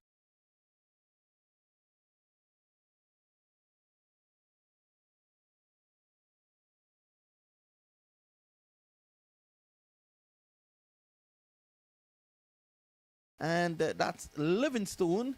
He comes back for 1. Livingstone always smiling, seems to really enjoy his cricket. Ola goes to 16 or 14. It's 117 for 4. And the West Indies in this over, they've gotten 14. The required rate in this over is 15. The West Indies don't want to go down to the final over requiring 15. So Kieron Pollard has to go. He has to go from ball 1. There is firepower in the ranks. Romario Shepherd, Akhil Hussain, Darren Bravo. These guys can hit the ball. It's going to be Rashid now. The bowl to the right-handed Kieron Pollard. Look for the big booming leg spinner. Here he is now. Rashid bowls. Pollard pulls away, then comes forward. This is pushed away just short of point. And Holder, as he pushed that ball away, Holder could have shook hands with him because he was down the track. 118 for 4. Pollard 2. Holder 16. 2 very experienced players out there. One of the most experienced in the world, Kieron Pollard, in this format of the game. It's going to be Holder to face as Rashid comes in. So Holder is going to go down the ground. Does it have enough? It's going to drop just to the right of Jordan. He gets 1. It's the end of a good over there for the West Indies. 16 runs coming off Rashid's over of all person. At the end of 15, the West Indies are 119 for 4, 75 to get off 30 balls. That's 15 and over. Your last thoughts, Visham Lalman, before you're replaced by Anil? Well, I think the West Indies, they are still within the reach of this total. 75 to get from 30 balls, 119 for 4. 2 clean ball strikers out there in the middle. DM Bravo still to come. Romario Shepherd still there as well. I think this is setting up to be a really interesting finish here at the Kensington Oval. Well, we want to thank Visham Lalman for being with us. We take a short break. We'll be right back. This cricket broadcast is brought to you by Innovative Roofing and Construction Company Limited. Place your building needs in our hands and you would not be disappointed. For high quality delivery, call us at 734-9970. The moment all been waiting for. The first annual Tiger Dance Under 20 Men's Tournament featuring the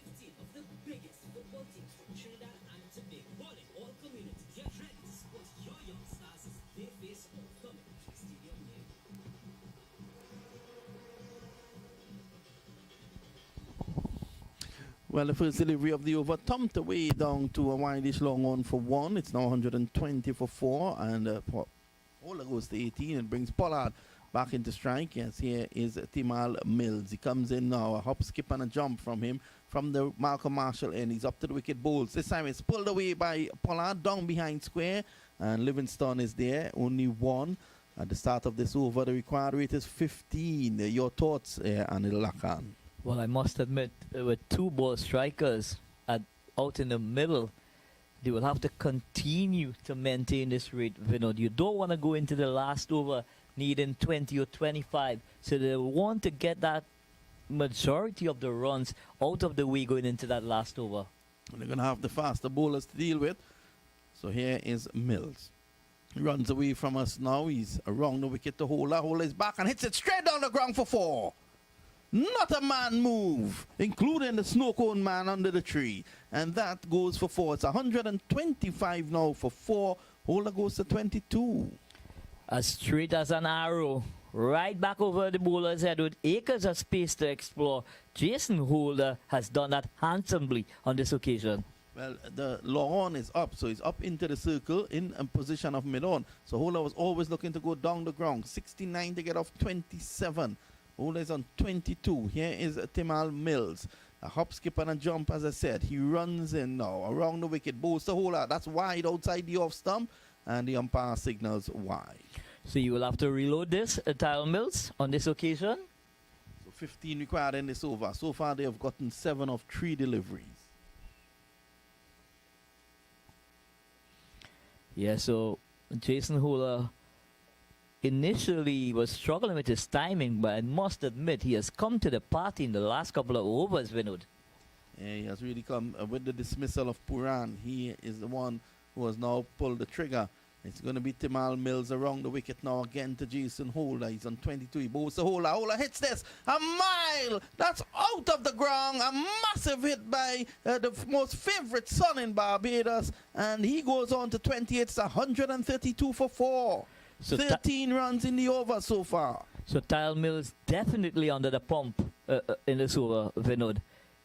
All of a sudden, Jason Holder has brought the West Indies back to life. It's still a huge task ahead, but he has given them that glimmer.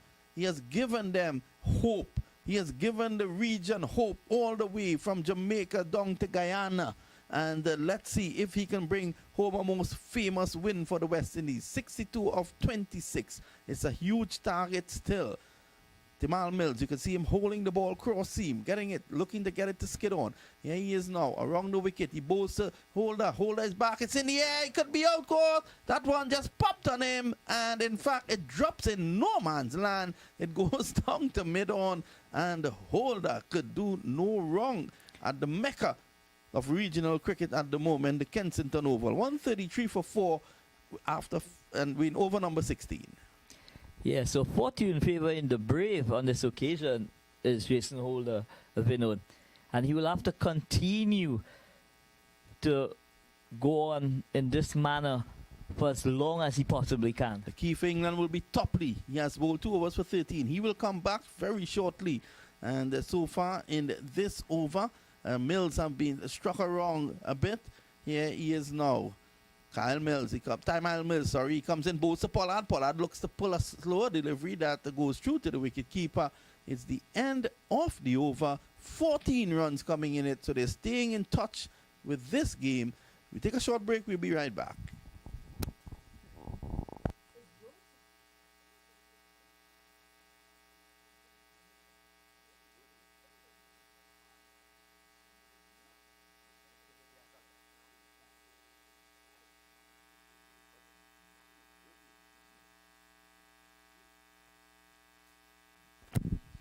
What a game on our hands here. Jason Hola is on 29.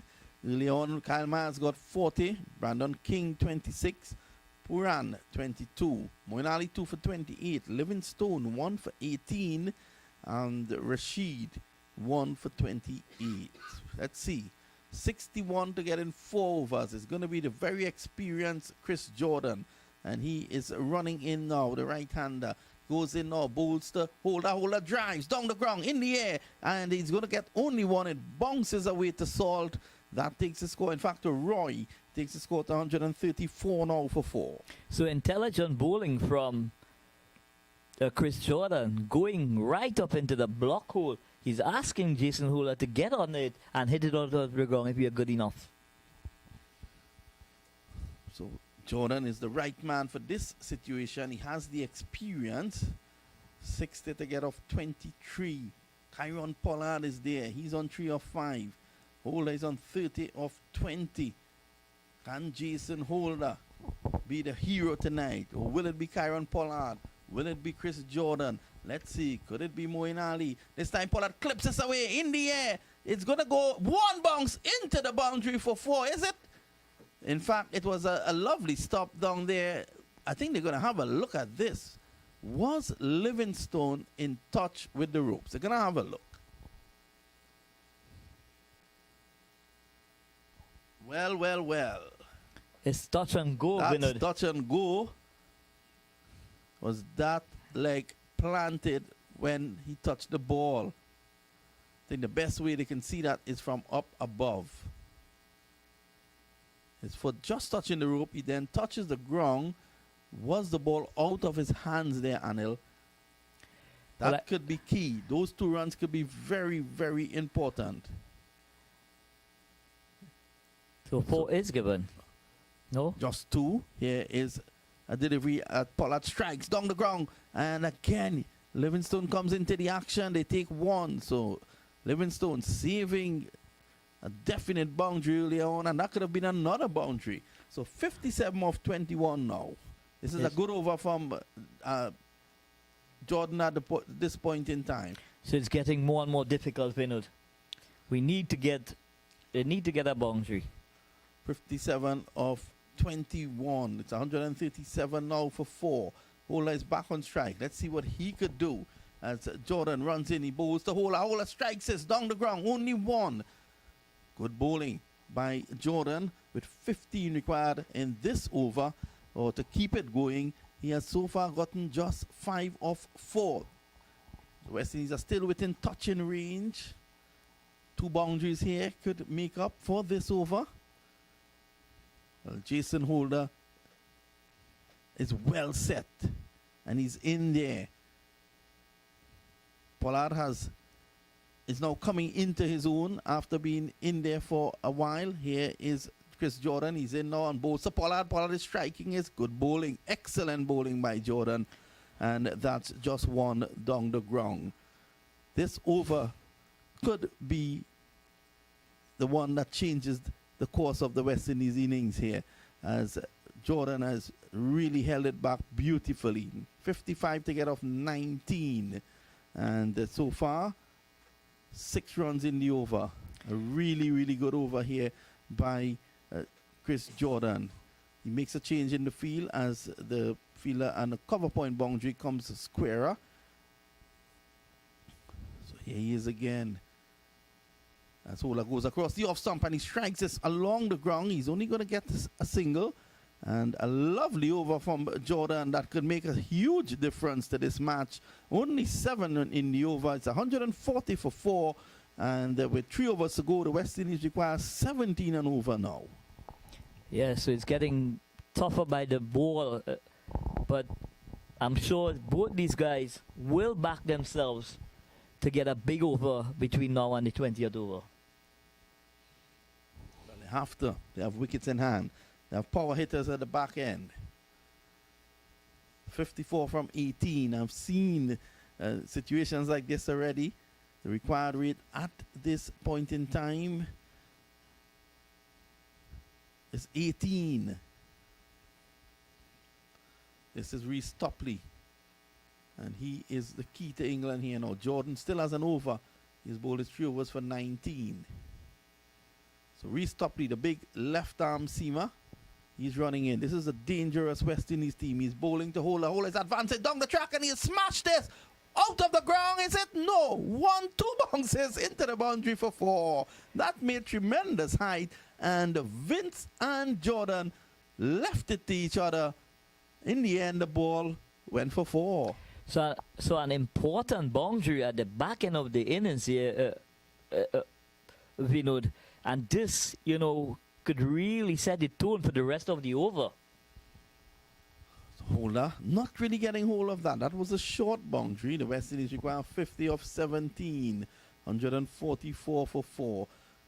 Yeah, it's top lead to Bolter. Holder, and Holder is hitting it down the ground, and he's out. A big wicket there for England. Taking the catch this time is Chris Jordan. The West Indies have lost wicket number 5. Jason Holder goes for 36. And the West Indies still require 50 of 16 balls. So it's still game on with Romario Shepherd. I'm hoping is going to be the next batter coming in. But he had no choice, Vinod. He had to go big. Holder had to go big. And it just not clearing the boundary. He was trying to go over long on. He goes for 36 of 24. And the West Indies team here, there is a slight chance that they can get up. Still not out of it. Skipper Pollard is there. He struck a man for 6 sixes in an over. But he's going to be joined by no other than Darren Bravo.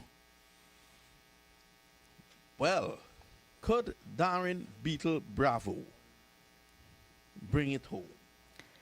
Well, let's see. It's going to be a master stroke by the coach. Darren Bravo is out there. Let's see. Is Shepherd injured? Bravo 402 runs. This time Topley bowls to Pollard and they take a single. Pollard didn't seem to know much about that one. And Bravo was up there in a flash. 49 to get. 5 in this over by Topley so far. He's a very good bowler. There is Topley.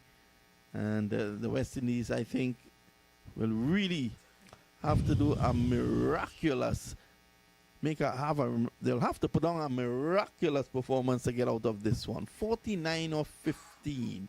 Now, I know Darren Bravo hits some huge sixes. Can he get going immediately?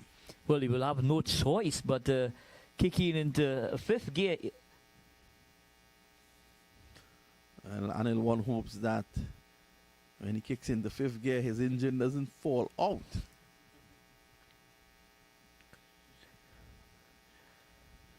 As here is Topley now. Bravo must be under tremendous pressure at this point in time. But I'm sure he's going to back himself to get the job done, Vinod. He has done it in the past.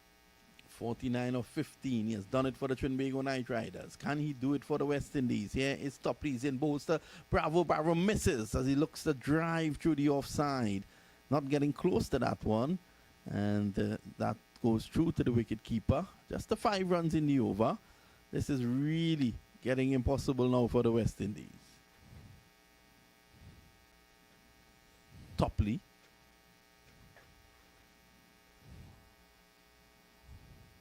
.49 to get a 14. I think skipper Moin Ali might have just done enough here today, Anil. Well, he's really marshalling his troops here really, really well. You know, way outside the off stump, and the umpire does not signal.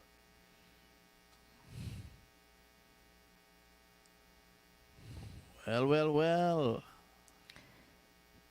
And the inconsistency with the umpires continue on show.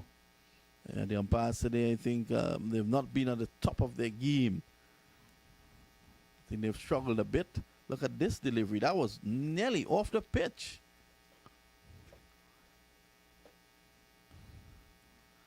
So it's going to be Topley to Bravo. Bravo has faced 2 deliveries and hasn't scored. 49 to get off 13. Here's Topley. Bows to Bravo. Bravo pulls this away. He's only going to get 1 as this goes down to deep mid wicket.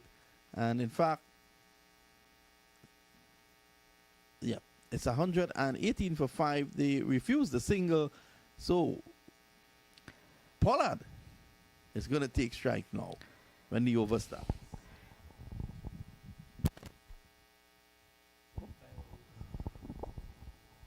Well, at the moment, the West Indies will require 25 in this coming over.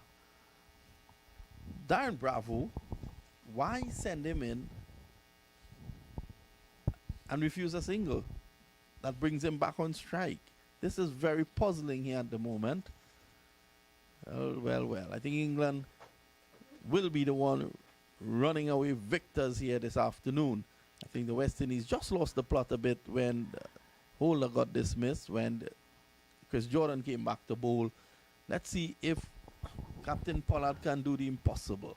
Here is Chris Jordan. He is no mean bowler. He runs in now. He bowls to Pollard. Pollard strikes, and he's only going to get a single.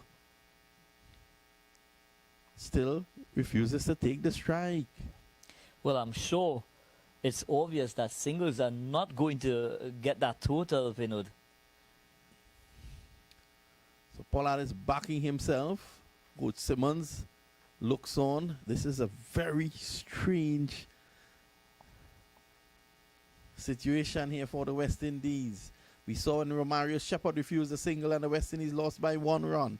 Here is Pollard driving again. They're down through wideish long on. They take 1, and that's all they're going to get. So after refusing the single for the last 2 deliveries, the last one in the previous over and the first one in this over, Pollard takes a single of the 3rd. So it's really, really puzzling. I think the West Indies, they would have lost the plot here in this game. Bravo is taking strike. He, as for his 3 deliveries, hasn't scored, but he should have gotten a single of the 3rd delivery. But All of a sudden, the West Indies just lost the plot. They were going ahead fine. 15 and over they were getting. With 4 overs to go, they required 60, and that is when it all fell apart. Here is Jordan now, running away from us. He's up to the wicket now, bowls to Bravo, and Bravo gets a Yorker, which he clips away, down to a wideish long on for 1. Walks the single. So if it's anyone that England can't want to be bowling at this time, it definitely will be Chris Jordan. He has all the skill sets to execute at the back end of a T20 innings.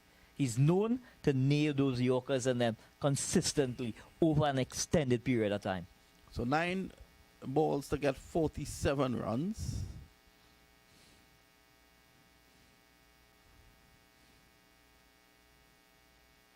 Did the West Indies set up, coach and management, make an error by sending in Darren Bravo at this point in time?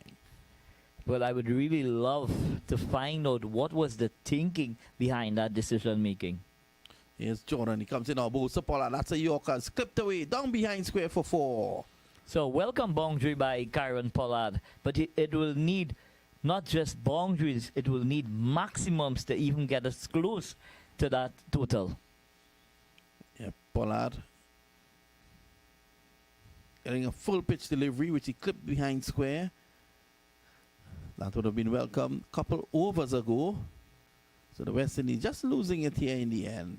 And I think 43 of 8 is really too much of an ask. 2 deliveries to go in over number 19, the penultimate over. Here's Jordan. He's in on bowls, and that's a wide signaled by the umpire. If the umpire could signal that wide, well, then the previous delivery was even wider in the last over. Yeah, so we have seen some inconsistencies where the umpires during the course of this series, Vinod, and it really asks the question, what is happening? I think it's definitely just the umpires are probably having an off night. It happens. Here is Jordan. He's in now to Pollard. Pollard punches this one down the ground, and it goes for 4. So 4 more to Kyron Pollard. That brings up the 150. He goes on to 17 of 13, and 38 now to get off 7 balls.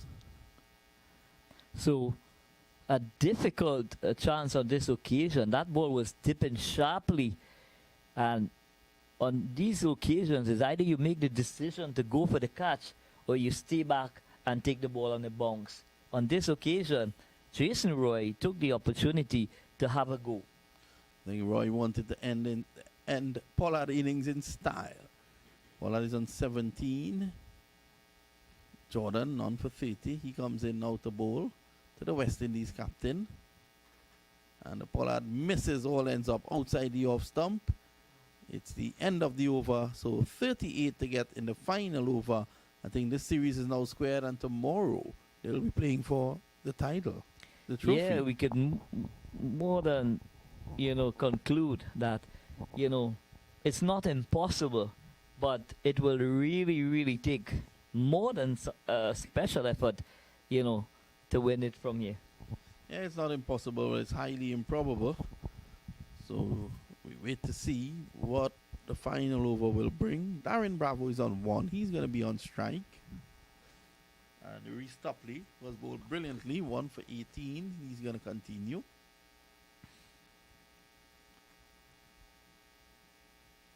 The final match will be tomorrow, and you can join us right here on the Heritage Radio 101.7 FM from 4 p.m. for live coverage. It promises to be a cracker, the final match. The West Indies require 38 of 6 balls. Here is top leader Bravo, and he drives off the back foot. There is no run. So, Well, I think the West Indies camp have already conceded a defeat in this game. yeah, they have conceded defeat. It's just a matter of the fans now packing up. They're already leaving.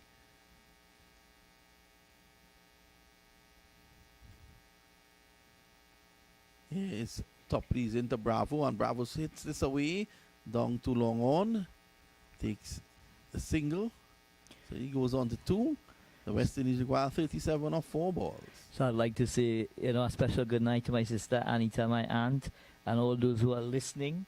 A special good night to you all, to the Babulal family as well, Vedette and company. It was nice having you on. Continue to listen to the #1 radio station, 101.7 FM, Radio Heritage. We want to say a special thank you to Mr. Hanuman Singh as well. So it's 157 for the loss of 5 wickets. This is over number 20 in progress. Just 4 balls to go. And it's going to be Kyron Pollard to face. The West Indies require 37. Topley bowls to Pollard. He's forward. Just gets a single. Give Darren Bravo a bit of a strike. So West Indies have conceded defeat here. And the series is now tied at 1-1. And England will be coming out tomorrow looking to keep the momentum going to take the Betway trophy. Do you think in this game the West Indies management was guilty of experimenting? Yeah, I want to agree with you there. I thought that there were some odd decisions. I still don't agree with the fact that Kyron Pollard did not use the young man Myers with the ball when others were going all over the place. This time Bravo drives on the up, misses. Well, looking to drive on the up, he's disappointed. He thought that was a full ball over the level of his waist. 2 deliveries to go to end this match for the West Indies. It's been a painful encounter for them. So do you think that there is need to bring back neutral umpires to these international games? They're not going to do that based on what's happening now with COVID. That may come back a little later on.